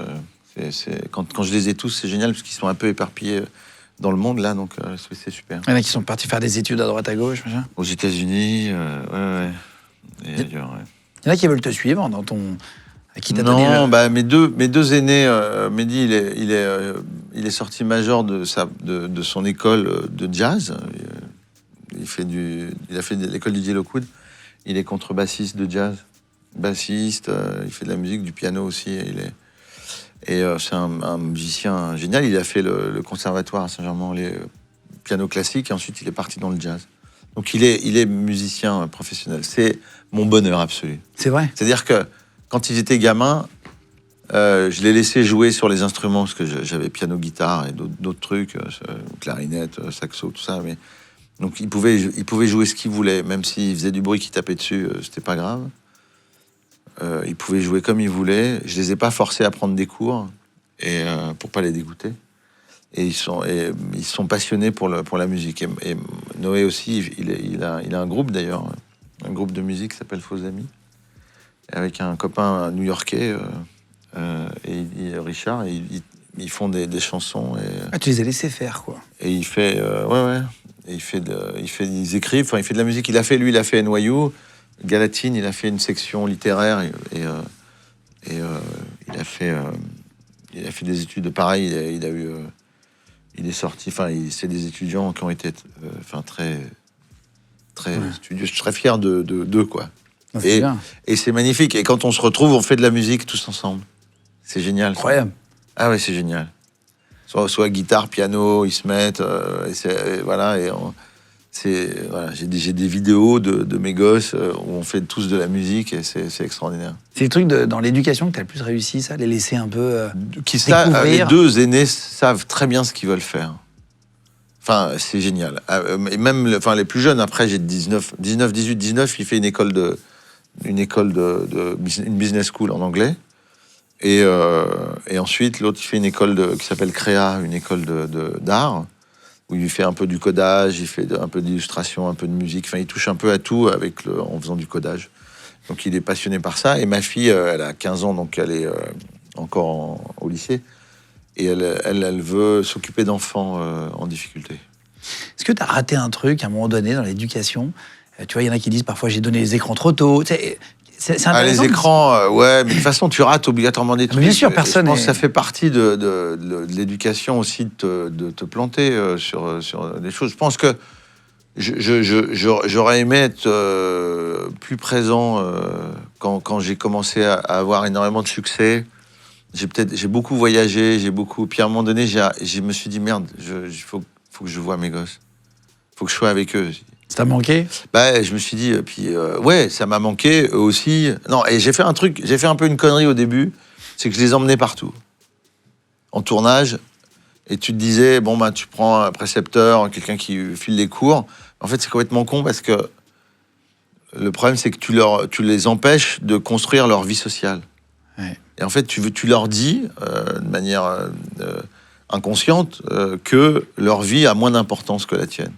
Leur construction en société, leur vie future a moins d'importance que la tienne, donc ils sont avec toi tout le temps, ils te suivent sur les tournages. Ils n'ont pas de cadre. Ouais, et en plus, ils aiment pas, parce que mes enfants, sur les tournages, quand je fais des films, j'ai pas le temps, toi, je suis focalisé sur mon travail, du coup, ils se disent, t'es pas là, quoi.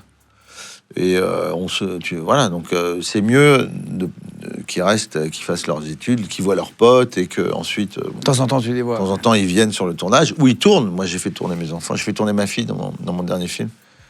C'était trop mignon. Je lui ai écrit une scène. Juste une scène parce que je voulais pas non plus que ce soit un trop gros truc. C'était trop mignon parce qu'elle voulait tourner avec moi et je l'appelle et je lui dis. Je lui dis, bon, ma chérie, tu vas, lundi, j'ai écrit une scène pour toi et tu vas tourner dans le film. Et voilà. Et elle devait juste faire un passage au départ sans parler, tout ça. Mais finalement, je lui dis, j'ai écrit une scène parce que j'avais envie.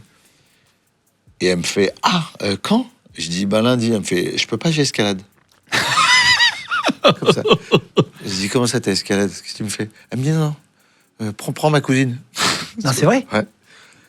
Je dis, mais je vais pas prendre ta cousine. Déjà, c'est compliqué parce qu'il faut te faire une demande et il y a un machin, ça demande un temps. Aller faire tourner les enfants au cinéma, c'est compliqué. C'est compliqué. Je dis déjà, j'ai pas l'autorisation pour la faire tourner. Et je dis, il faut que ça peut être que toi ou pas toi. Mais je dis, en fait, tu m'as bassiné pour tourner dans un de mes films. Et je dis, là, je dis pourquoi? Elle me fait, non, mais et en fait, je comprends au bout d'un moment qu'elle flippait de pas réussir, que je sois déçu, de pas bien jouer, de pas être à l'aise devant la caméra. Ouais. Ah ouais, elle avait un trac de fou. À la hauteur. Quoi. C'est super mignon. Et elle est géniale dedans, elle est super. Et tu fais attention, toi qui as connu une période sans argent au départ et qui t'est fait progressivement, à essayer de leur donner faim. C'est un débat qui est compliqué quand tu réussis après t'as envie de non, leur faire alors plaisir. je leur dis beaucoup, mais ils me disent, ouais, ça va, papa, on n'est pas toi, quoi. Ils ont raison, hein. Mais en même temps, ça m'empêche pas de le dire. Là, tu vois, un truc que je fais pas, c'est forcer à finir une assiette. Ça, j'ai jamais fait. Ça m'a dégoûté du poisson quand j'étais gosse. Moi. Ah, c'est vrai? Ah ouais. J'étais malade même. Moi, j'étais obligé de finir mes assiettes quand. Moi, je le fais un peu quand même. Ou faire finir. Ouais, il faut pas. J'en mets pas beaucoup par contre, mais je dis tiens, t'as 4 morceaux, tu manges les 4 morceaux. Ouais, faut vraiment. Non, mais normalement, il faut pas. Ça peut créer des troubles. Du dégoût après sur certains trucs. Non, mais c'est pas très bon de forcer un enfant à finir. Il mangera s'il a faim, il mangera. Après, faut juste faire gaffe qu'il bouffe pas entre les trucs, mais faut pas forcer. Mais après, moi, ce que je fais avec eux, c'est des journées de l'ennui.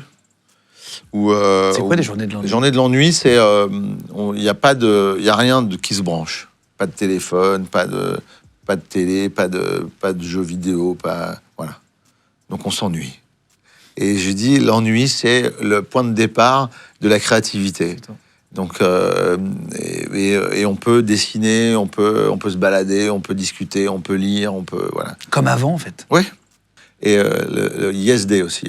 Je dis oui à tout. Avec ma fille, elle est très forte. Hein, je me retrouve à faire des trucs. C'est drôle ça. Des trucs.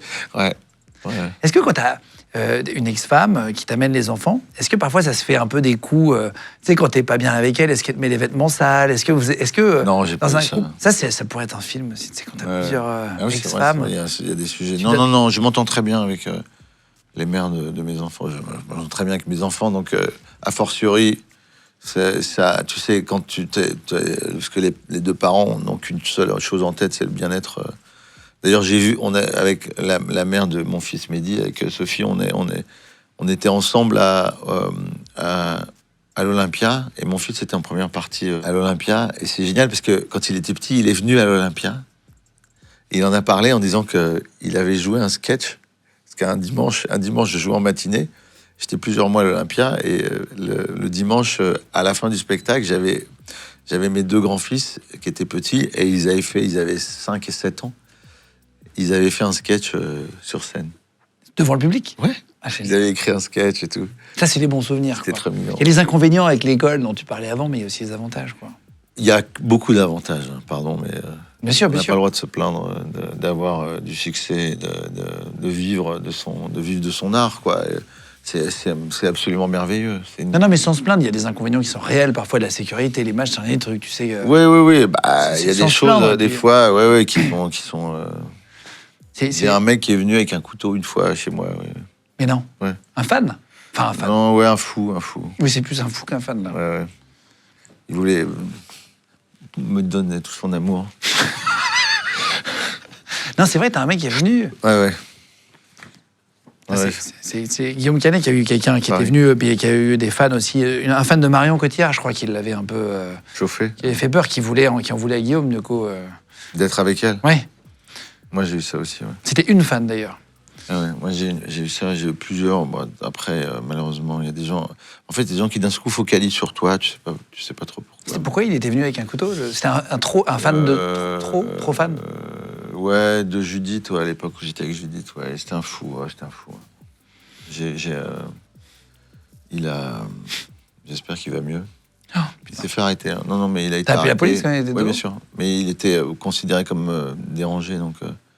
Et en fait, comme j'avais porté plainte, j'avais la ville de naissance et son nom.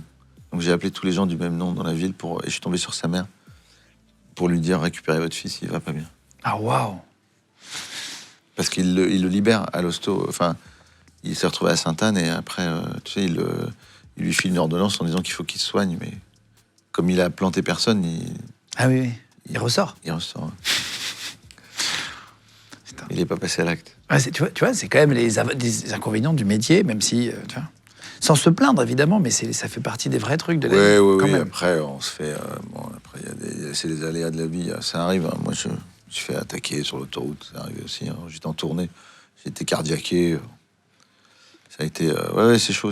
Mais bon, voilà, c'est des trucs de Oui, la ça vie, fait quoi. partie ouais, c'est les inconvénients, mais t'as Le plein moment, d'avantages. c'est dramatique. Et après, tu prends du recul et c'est drôle. Putain. C'était pour ton chien, non? J'étais remonté dans la bagnole pour récupérer mon chien. Ouais. J'ai sauvé mon chien. Putain, Je me suis fait défoncer la gueule pour sauver mon chien. ouais, c'était pas très. Après, je me suis fait engueuler, ouais. Ouais. Même la police a dû te dire que c'était pas une bonne idée de Non, remonter. de remonter, non. Euh, Mais tu réfléchis pas, en fait. C'est même pas un acte courageux. Enfin, c'est un acte. C'est des mecs qui t'avaient pris ta voiture et qui. Ouais. Ils en voulaient pas à ton chien. Déguisé en d'ailleurs. flic. Non, ils voulaient la voiture. Ouais. Mais moi, mon chien était dans la bagnole. Je lui dis, ils vont le tuer, quoi. Donc, Faire attention aux faux policiers. Il y a une vraie recrudescence de. encore aujourd'hui. Ah ouais, là encore la semaine dernière et tout, aujourd'hui tournage avec des faux brassards. 6 policiers qui ont voulu enlever une famille et tout, faut faire très attention. Faux policiers, ouais. Ouais, parce qu'ils frappent Moi, chez toi, c'était tu ça. sais pas Ouais, quoi. c'est ça. C'est des faux policiers. Faut demander une carte de police. En général, ils ont juste le brassard. Et donc déjà, si vous demandez une carte, mais même ouvrez pas. Et moi, il avait une carte, le gars. Ah oui. Il avait une carte de police, ouais. Giro, machin. Mais ils arrêtent pas sur l'autoroute. Moi, ils m'ont arrêté sur l'autoroute, sur la bande d'arrêt d'urgence. Ce que fait jamais la vraie gendarmerie. Déjà, il n'y a pas la BAC sur l'autoroute. C'est la gendarmerie. Et t'as le truc, là, suivez-moi. Tu sais. Oui, il y a une voiture bleue en général. C'est marqué, c'est pas des voitures banalisées. Suivez-nous. Ne les suivez pas. Ouais. ok. Ne les suivez jamais. Putain. Je vais faire rentrer quelqu'un dans un instant, 3 personnes pour être précis. T'es pas au courant, hein, on est d'accord. Je te l'ai pas dit. Hein. Non. Voilà. Comme tu disais que dans ton spectacle, tu adorais parfois reprendre encore l'accent, ch'ti, etc. de tes premiers sketchs. Ça te fait toujours marrer. J'entendais que tu aimes bien garder ce truc-là et que le public aime bien aussi. On va faire rentrer Au début, je disais, ouais, ça va être un truc de lourd et tout. Et en fait, on s'est marré à le faire. On s'est dit, putain, c'est génial. On va faire rentrer un vrai gars, un vrai ch'ti. Ok. Et un pur, quoi, qui est de là-bas, mais qui arrive à ne pas prendre l'accent du tout, qui arrive à très bien l'avoir et qui arrive à ne pas le prendre. Il y aura 2 autres personnes à côté qui sont comédiens Ok. et qui vont prendre l'accent ou pas, d'ailleurs, on verra. Je ne sais même pas, j'ai même pas voulu voir, moi. J'ai laissé l'équipe préparer. Ils vont venir tous les 3, tu vas devoir deviner qui vient vraiment du Nord, qui est le vrai ch'ti, Ah oui. et tu Qui peux l'est leur pas. poser des questions. Ah oui, d'accord. D'accord? On les fait rentrer maintenant ou pas? Tu veux? Allez, vas-y, on continue juste après. Allez, ça y est, on a fait rentrer 3 personnes. Dany, tu ne leur as pas parlé exprès, on a demandé le temps Je les connais d'installation. pas. Donc un des 3 et un de mes enfants. Avec le test pas. ADN dans sa poche Je arrière. laisse ADN dans la poche. Il faut pas reconnaître sa mère. Ouais. Alors, je vais juste vous présenter. Donc, il y a Rémi, Clément et Martin. C'est ça, je ne sais pas qui est le vrai ch'ti et qui sont les 2 comédiens. Il y a 2 comédiens qui sont pas ch'tis. Il y a 2 comédiens qui sont pas ch'tis. Ils vont faire faussement l'accent. Non, mais pour l'instant, je crois qu'aucun va prendre l'accent. Vous allez vous forcer à pas prendre l'accent, même pour le vrai. Je ne sais pas qui c'est, d'accord? Donc, si tu veux bien commencer, Rémi, juste pour te présenter une phrase chacun et tu pourras poser des questions quand tu veux après. Ok. Eh ben, je m'appelle Rémi Deval, je suis de Templemar, à 10 km de Lille, Ok. et je suis pizzaiolo. Voilà. Pizzaiolo. Oui. Ok. T'es pizzaiolo où? À Attiche. Ah, Donc Tichou. c'est pas loin de Seclin, Ouais. à 10 km à 15 km de Lille. Là, par contre. D'accord. Très... Mais on est suspicieux. Ah bon. Il te regarde. Ouais, C'est c'est une non. GAV, c'est une garde à vue. Je sais Là. pas pourquoi je focalise sur les kilomètres en plus. C'est pas facile de venir parler sur un plateau et je vous remercie à Bah tous les oui. 3 Ah, de pas de venir souci. jusqu'ici pour ça. Quoi. Merci beaucoup Rémi, on va te repasser le micro après. Clémence, tu peux te présenter en Bien deux sûr, phrases. bonjour, donc je m'appelle Clément. Alors moi j'ai grandi à Lille, je suis lillois, j'ai fait toute ma scolarité à Lille jusqu'au bac et après je suis parti à Paris pour finir mes études. J'habite à Paris mais je remonte souvent vers Lille, enfin plutôt vers à côté à Orchy en fait où j'ai mes parents. Mais j'ai pas mal de mes potes sur l'île donc je remonte assez souvent quoi, voilà. Et après vous allez reparler avec l'accent et tu vas voir s'il y en a un qui le fait bien ou si c'est mal fait. Merci à toi Clément. Martin pour terminer. Eh ben bonjour, moi c'est Martin, du coup je suis originaire de Lille, je suis né à Villeneuve-d'Ascq, grandi à Ouascal. Pareil, j'ai fait ma scolarité à Lille, puis je suis reparti à Paris et puis je suis revenu à Lille là, depuis 2 ans où je travaille en cuisine dans un resto. Voilà, dans les grandes lignes. Alors juste avant qu'ils prennent les accents, est-ce que déjà tu peux avoir une idée ou pas? Pas facile là. Hein. Le ch'ti, c'est lui. Le ch'ti c'est lui pour toi? Bah, à première vue comme ça, mais Pourquoi? Est-ce que t'as... la précision sur les villes et les trucs, mais en même temps, toi, t'as bien l'accent quand même. Attends, alors maintenant, est-ce que vous voulez bien prendre l'accent du Nord, un peu abusé, Ouais, comme dans les sketchs de Dany? Tiens, on va repartir de Rémi, si vous voulez bien, et on va vous écouter tous les 3. Vas-y, tu parles comme tu veux, comme tu parlerais à Dany pour la blague, si t'étais en train de faire un sketch. Vous avez quoi comme pizza? Ça fait... Ah bah je fais pas de... Tu dis t'es pizzaiolo. Oui, bah, je fais pas de pizza, j'ai des pizzas au maroilles, qui sont très bonnes. Ouais. Vraiment. Des pizzas au maroilles. Mais vraiment, si, ça marche trop bien, vraiment, ça Mon marche très frère, il bien. fait des pizzas d'ailleurs. Ah ouais? Mon frère, il a un food truck, ouais. À la maroilles? Pas de maroilles. Ah, pas la maroilles. Bon, il est pas ch'ti, tu fais pas bien l'accent. Mais si. Non, non, Bah, tu fais pas alors- bien. J'ai senti de la Dis-moi, gêne, j'ai senti de la gêne avant de... C'est- Mais c'est le regard. C'est vexant. Rémi, Attends. C'est dis-moi, vexant. Rémi, dis-moi. Hein? C'est vexant. Ah non, tu me fais très mal. Non, mais tu peux pas faire l'accent ch'ti à un ch'ti, c'est pas possible. Dis-moi, ferme le bouc, t'as des vacances dedans. Vas-y, ferme le bouc, t'as des vacances dedans. Eh bah, je te viens de vous, ça va terminer là-dedans. Et ça veut dire quoi? Ah bah, ça veut dire, vite, dépêche-toi, on va être en retard. Il est pas ch'ti. Oh bah, ah bah, à Templemar, ça veut dire ça. En fait, t'as Il lâche regardé, pas. regardé la carte sur Google Maps. Ah, j'ai pas Genre, Google. t'es allé sur l'île, t'as choisi J'ai pas Les Google trois Maps. villes à côté. J'ai pas Google Maps. Google Maps. Google Maps. C'est le Dis, plus mauvais accent ch'ti. Dis, j'aime bien boire du coucou-coulo. J'aime bien boire du coucou-coulo. Non, coucou-coulo. Coucou-coulo. Mais j'en bois jamais, c'est pour ça que je sais pas le dire. Non, il est pas ch'ti, il est pas ch'ti. Bien joué Rémi, Acteur, merci. acteur. Oh, Clément, merde. attends, on va venir après. Non, Non, passe le mais micro, merde, c'était c'est bien, puis vexant on va, parce que je suis vraiment ch'ti. on va revenir sur toi après Rémi. Clément, est-ce que tu peux parler avec l'accent, s'il te plaît? Ouais, bien sûr. Moi, j'ai pas beaucoup l'accent parce que je suis parti assez tôt à Paris, mais c'est vrai que je l'ai un petit peu. Une fois quand je retourne chez moi, que j'entends encore mes grands-parents, là, je t'entends un peu parler comme ça, quoi. C'est un peu on dirait que t'as le rhume, quoi, en fait. Mais, Non, bah, faut pas chaud dehors ça non va. plus, mais. parle comme ça. Ouais. Toi, tu sais ce que ça veut dire, fermer de boucle, t'as des vacances dedans? Ah, se dire tais-toi, quoi. Se dire ferme ta gueule, quoi. Et Et t'as des vacances dedans? Et puis t'as des trucs dans le nez. T'as des trucs, t'as des choses dans la bouche, dans la gorge, quoi. Ok. Voilà. Ok. Non, ça veut pas dire ça. Après, mais tout le monde ne connaît Ouais, pas c'est- forcément ça, mais. cette expression, tu Ouais. crois, ouais, peut-être. Non, Non, mais ouais, il a les hauts. Mais peut-être il est d'une autre région, tu sais, genre du Jura. Dans le Jura, il y a un Non, peu je suis cet pas du accent. Jura, non. Non. Merci beaucoup, Clément. Ouais, Et pour terminer, Bon, Martin, c'était bien Martin, reparler avec l'accent aussi du Nord. Donc, moi, c'est Martin, du coup, je disais. Je suis originaire, comme je disais, de Lille. Comme je le disais, mes parents sont également nés dans Dorchy. cette région. Non, moi, je suis né à Dorchy. Originaire de Villeneuve-d'Ascq, à la base, à côté du stadium. Tu dis quoi, Dorchy? Villeneuve-d'Ascq. Villeneuve-d'Ascq, à côté de Lille, à 10 minutes. Ouais. 10 minutes de Lille. Et Comment pour tu écris répondre à- Dorchy? Orchy. Enfin, je ne sais pas, je suis pas de là-bas. Mais... Orchy, t'es je dirais pas du Nord. O-R-C-H-I. Non. Non. C'est qui Dorchy? Oui. Ah, pardon, Moi, bon, je suis de j'ai croyé que t'avais- Villeneuve-d'Ascq, quoi. Ah, Villeneuve-d'Ascq. Ouais, ouais, D'accord. 59 650, exactement. Et pour répondre sur Et la dans- question de Est-ce l'expression, qu'il y a Villeneuve-d'Ascq? Alors, Villeneuve-d'Ascq, bah, il y a le stadium. tu connais la ville de Villeneuve-d'Ascq? J'habite. Il y a deux villes différentes. Il y a la ville de Ascq et la ville de Villeneuve-d'Ascq. Ok. Je ne sais pas si. C'est très très. C'est ça ou pas? Il y a Ascq et... Ouais, tout à fait.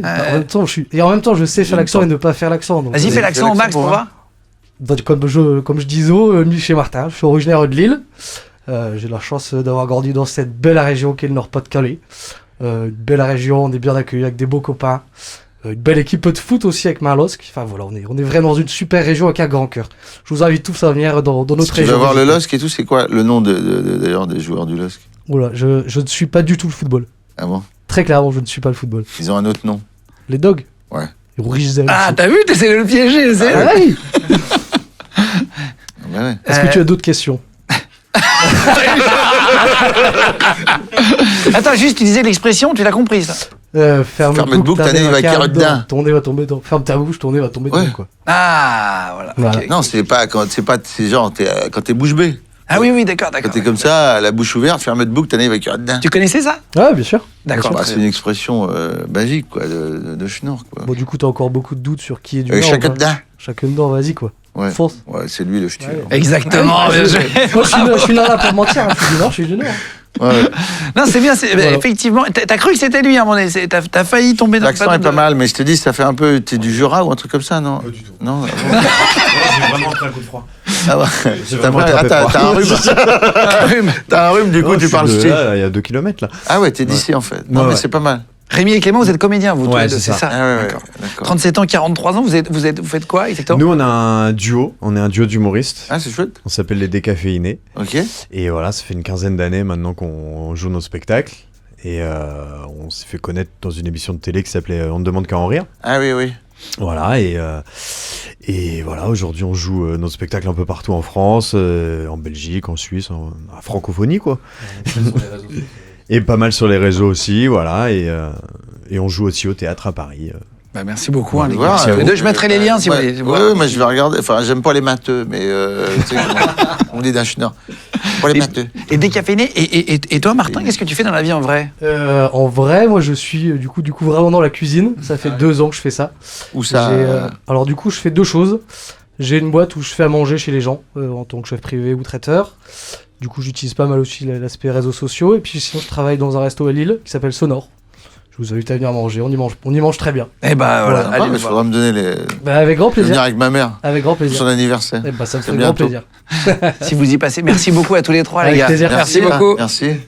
Bon, bien joué en tout cas d'avoir T'as vu ça réussi. Direct. Il était. Ah, je dis, hein. Tu l'as reconnu où quand il a dit le nom de l'équipe de foot, non? Les dogs. Ouais. Non, l'autre nom non, mais surtout non, de savoir que Villeneuve-d'Ascq, c'est Ascq. Et Villeneuve-d'Ascq, enfin Villeneuve. Il y a deux villes. C'est deux, ouais, qui ont été mises ensemble, en fait. Villeneuve-d'Ascq, enfin, il y a Villeneuve-d'Ascq et l'ancienne, le vieil Ascq. Tu vois ce que je veux dire? J'ai une question. T'en as rien à foutre. Non, si. T'as raison, ça n'a aucun intérêt. Mon anecdote n'a aucun intérêt. Mais. Mais Mais je sais que t'es pressé, je vais absolument. Martin, c'est Non. Martin. De quoi? Martin, ouais. Martin. C'était Martin, Le ouais. dernier, ouais, Martin. Martin, qui est un vrai ch'ti. J'entends à son accent, mais il faisait bien aussi, Clément, l'accent. Pas mal. J'ai une petite question avant que tu partes. Non, mais surtout, ferme de boucle, t'as Niva qui dedans si tu sais pas ce que ça veut dire. C'est que les mecs du Nord. Tais-toi, ça veut pas dire tais-toi. Ouais. J'ai récupéré les DVD, tu sais, qui ont été des parodies de tes films, version sexe. Ah oui, très bien. Tu les as regardés? Non, moi non. Oh, dommage. Mais je me posais la question. Ouais. Est-ce que quand tu fais un film et qu'il y a une parodie, je trouve ça un peu kitsch, mais enfin, je sais pas, j'ai pas C'est regardé. une consécration. Moi, je regarde. C'est pour moi une consécration. Non, mais Enfin, des films porno avec des histoires. il y a- Enfin. Est-ce que tu t'es amusé à les regarder Oui. pour de vrai? Oui. Il y a bien Même vu. j'allais regarder tous les soirs. Et j'aime bien. C'est mieux que moi. T'aimes bien- Non, j'ai regardé. Bienvenue chez les ch'tis de Coquigny. Bienvenue chez les Ch'tis de Coquine. D'ailleurs, ils étaient furax à Berg, la mairie de Berg, parce qu'ils sont allés tourner là-bas. Ils ont tourné à Berg. Ah, ils sont allés tourner dans là. Ouais, ils font très mal l'accent du Nord, d'ailleurs. Moins bien que nos. Ils sont pas amis. ch'tis. Ah ouais. Oui, ils ont tourné à Berg. Mais j'ai pas regardé. J'ai regardé entre les scènes de cul, évidemment. Non, mais c'est marrant pour voir s'ils ont respecté le scénario, ça va être drôle. Non, pour voir, vaguement. Enfin, j'ai regardé juste le début. Il y a sexochondriaque C'est chondriaque, ouais. et tout à déclarer au lieu de rien à déclarer. C'est déclaré, ouais. Rien dans les poches, tout dans la culotte. C'est le titre de. Ça doit te faire c'est une marrer belle de voir accroche, ça. Rien dans les poches, tout dans la culotte. C'est très drôle. C'est très drôle. Et c'est très drôle de voir Non, ici, ouais. Quand t'es parodié, c'est que t'as réussi. C'est chouette d'être en porno. Ouais. Enfin, en porno ou pas, mais quand il y a des parodies en général, c'est que c'est bon signe. Ouais, c'est ça. Non, c'est rigolo. Ouais. Juste, t'as une bague, là, si tu en Ouais. parlais au début d'émission, je voulais qu'on en parle avant la fin, mais Les petits elle est allumée, Elle est allumée, ouais. Ça prend mes c'est pourquoi? gaz du sang. C'est pourquoi ça donne Tout le monde mon en état parle de de santé général. Tu veux voir? Oui. Et tu vois, voilà, c'est. Attends, il va se mettre là, Antoine. Comme ça. Ah, d'accord. Tu vois, ici, je vais te montrer ma nuit de sommeil. Tu veux voir ma nuit de sommeil? Tu vas tout savoir sur ma folle nuit de sommeil. J'ai dormi 6h18. Mon cœur était à 55 Ah, tu vois ton rythme cardiaque Ouais, moyenne ouais. pendant la nuit? pendant la nuit. Ouais. 80%, l'efficacité 80%. Tu vois, je me suis couché. J'ai dormi, l'efficacité 80%. J'ai dormi 6h18. La récupération est bonne. Le sommeil paradoxal, 1h18, c'est quand tu rêves. Donc j'ai rêvé 1h18. Sommeil profond, 1h. 10 minutes de sommeil léger. Et le timing optimal, parce que je me suis couché avant minuit. Voilà. Et tu regardes T'as souvent, vraiment? Tu vois, les mouvements pendant la nuit. Je regarde tout le temps, ouais, bien sûr. Là, j'ai fait des apnées du sommeil, donc j'ai arrêté de respirer pendant 1h15. Hein? Quoi? Attends, oula! Ah! Attends, tu peux couper, s'il te plaît? J'avais fait un sketch là-dessus, sur cette bague connectée. Ben, je dis, c'est génial. Je dis au public, ça a transformé ma vie. Je suis hypocondriaque depuis l'enfance. Je dis, mon premier testament, j'avais 13 ans, donc c'est la preuve. Et je dis, cette bague me rassure, quoi. C'est extraordinaire. J'ai un CHU à l'annulaire, quoi. C'est génial. Enfin, c'est pas celui-là, mais je T'as dis. toujours peur de ça, ouais. Ouais, je regarde ça et je dis dans le spectacle, ça a changé ma vie, quoi. C'est extraordinaire. Je dis, faut juste pas que ça déconne. Je dis, parce qu'hier matin, je me suis réveillé et ça m'a annoncé que j'étais décédé. Et donc, comme hypocondriaque, tu crois à ce que dit la bague avant. Tu dis, bon, quand même, comme je me disais que je suis mort et je le sais, c'est quand même bizarre. Donc, je dis, mais j'ai pas osé me lever. C'est flippant, un mort qui bouge. Même quand c'est toi. Et je fais tout un délire comme ça sur un mec un hypocondriaque à qui la bague ou la montre connectée annonce qu'il est mort. Ouais. Tu fais hyper attention à la santé, là. Très. T'as 58 ans aujourd'hui. Ouais. Je Euh, ne le fais pas. Est-ce que tu les fais pas? C'est vrai, en Ça, plus. C'est vrai. Ma bague dit que j'ai 15 ans de moins. Il te dit. Ouais, c'est du marketing. Hein. Je suis pas dupe, hein. Ouais, bien sûr. Dès que Non, t'as non. un truc, machin, tu vas faire un contrôle tout de suite. C'est marrant que tu dises ça, parce que justement, je fais des contrôles, ouais, bien sûr. Je fais tous les contrôles, ouais. Prise de sang, tous les examens. Il y a des check-up annuels, machin. qu'il faut Ouais, je faire. fais ça aussi, ouais. Non, je fais tout. Et je fais beaucoup de sport. J'ai une alimentation saine, quoi, équilibrée. Je fais, enfin, surtout, le sport, c'est super important. Déjà, le fait de jouer sur scène, j'ai un cœur très lent. Donc, grâce au vélo, je fais beaucoup de vélo quand j'étais gosse, de la natation, c'est des sports super. avec lesquels tu peux bien Bien vieillir. sûr. quoi. Ils sont bons pour le corps. Ouais. Pas tous. Donc j'ai pas de, tu vois, j'ai pas de douleur. Je me réveille pas le matin en ayant des douleurs de dos, de machin, de trucs. Je fais comment ça s'appelle, des étirements tout le temps, des exercices, du poids de corps, un peu de muscu. Voilà. T'as peur de la mort? C'est un truc qui te fait... J'ai peur de la mort de bientôt. Mais Oui. j'ai pas la mort loin, ça me dérange pas. Mais si tu veux, j'aimerais pas partir maintenant. Non, j'ai envie de profiter de la vie. J'aime la vie, j'aime mes enfants, j'aime les gens, j'aime être dans la vie, quoi. Donc non, là, s'il vous plaît. Pas tout de suite, quoi. Non, s'il vous plaît. S'il vous plaît. Ouh. Je peux rester encore un petit peu. Ça se passe bien. S'il vous plaît. Comment ça se passe quand t'es très médiatisé comme ça? Comme la frontière, elle est quand même assez ténue entre la vie d'homme et la vie d'artiste. C'est très lié, quoi. Comme tu vis de ta passion, que c'est pas un métier que genre t'arrêtes pas à 18h, tu fermes, tu pars, toi t'éteins ton ordi, tu rentres chez toi. Non, tu travailles chez toi, tu C'est pas parallèle, voyages. ça se croise un peu, tous nos vies. Là, je pars en tournée, je suis en tournée, je joue tous les soirs, c'est extraordinaire. Donc je vis avec le spectacle, je vis avec le public qui vient tous les soirs. C'est mon équilibre, en fait. Mon équilibre, c'est de vivre de ma vie d'artiste. Après, en fait, les histoires intimes et ce qui est très emmerdant c'est quand t'as des drames dans ta vie, quand tu perds quelqu'un de proche. Là, c'est très dur. C'est très dur. C'est très dur, et pour l'entourage, et pour toi, parce que d'un coup, tu sais que tu vas... Même des trucs... Ma fille est née prématurée. Et je remercie encore l'hôpital, la clinique, enfin l'hôpital de Chambéry, des grands prémas, parce qu'ils ont sauvé ma fille à Chambéry. Et elle a 15 ans. C'était à 6 mois de grossesse. Elle faisait 920 grammes, ma fille. Donc c'est vraiment très peu. Et à 26 semaines d'aménorrhée. Donc c'est très limite, tôt. limite. C'est très limite, ouais. Mais bon, ils l'ont sauvée, elle n'a pas de séquelles. On a eu beaucoup de chance, merci mon Dieu. Et merci d'ailleurs l'hôpital de Chambéry. Et quand d'un seul coup, il se passe ça et que ton enfant est entre la vie et la mort et que ça sort dans la presse que ton enfant est né et que les gens te félicitent dans la rue et que tu t'éclates en sanglots, c'est très dur. Hein. Donc tu sors plus, quoi. Tu sors plus. Et voilà. Et après, tu vis à l'hôpital, quoi. Ils ont été fabuleux. D'ailleurs, je suis toujours en contact avec eux. Je leur file des coups de main. À l'hôpital, ils ont une petite association. Voilà. Et puis, je les ai tous invités au spectacle. Ah, c'est vrai? Ouais. Sur 2 soirs, je jouais à Grenoble, Génial, juste à côté. Et j'ai invité tout le service. Pour sauver ta fille et tout, ouais. Ouais. Et je les ai fait applaudir à la fin du spectacle. On a dîné ensemble après, derrière, en coulisses, dans les loges. Et voilà. Et je dis, mais c'est des gens tellement extraordinaires. Parce que c'est des métiers très durs, parce que c'est dramatique ce qui se passe. Ce qui est horrible, c'est que à l'âge de ma fille, à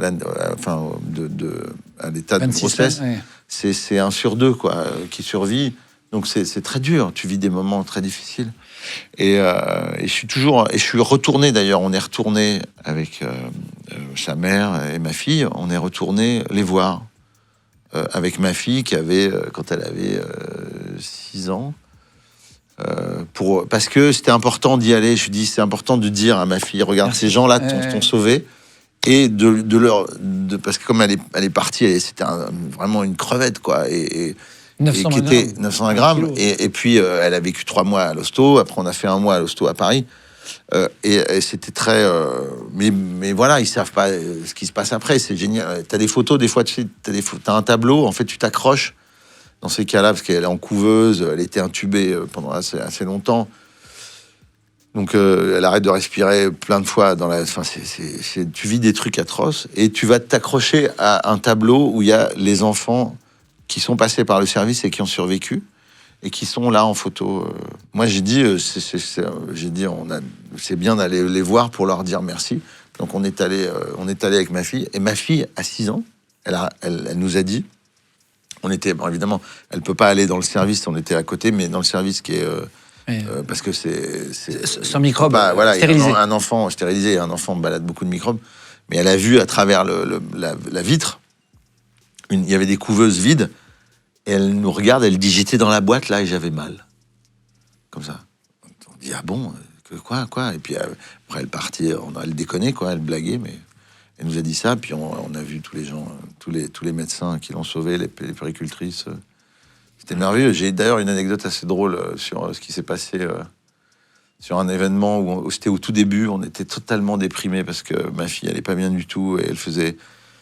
Tu fais du pot à pot, et quand tu fais du pot à pot, là, elle fait pas d'arrêt respiratoire, en fait. Tu peux pas la garder tout le temps parce que c'est compliqué avec tous les trucs, les câbles, les machins, enfin et puis ils doivent lui donner de l'oxygène de temps en temps, pas trop, pour pas que les globules rouges fassent péter les vaisseaux. Très fragile, quoi. Chaque problème entraîne une solution qui entraîne un problème. Donc souvent c'est un enchaînement, et c'est très compliqué. Ils ont ce qu'on appelle un infant flow, donc ils ont de l'air qui est pulsé pour que les poumons restent gonflés tout le temps. Donc c'est très et ça sonne quand elle arrête de respirer. Tu dois t'inquiéter tout chaque seconde. Mais tu peux pas savoir. Et il y a des jours où elle faisait plusieurs arrêts cardiaques par jour, d'arrêts respiratoires par jour. Donc ils devaient la réanimer, tout ça. Donc c'est un enfer. Et donc il y a une puéricultrice qui était là le jour où il y avait beaucoup de problèmes. On était désespérés, en larmes, vraiment. Et elle vient, elle nous dit, bon allez, on va faire un petit câlin. Et moi je me dis, mais c'est très gentil de sa part de vouloir nous faire un câlin, mais je me dis, elle dit, je reviens, on va faire le câlin. Bon. Et je dis à la mère de ma fille, Yael, je lui dis, tu veux pas le faire toi? Elle me dit quoi? Elle me dit le câlin. Et en fait, elle parlait du pot à pot avec ma fille.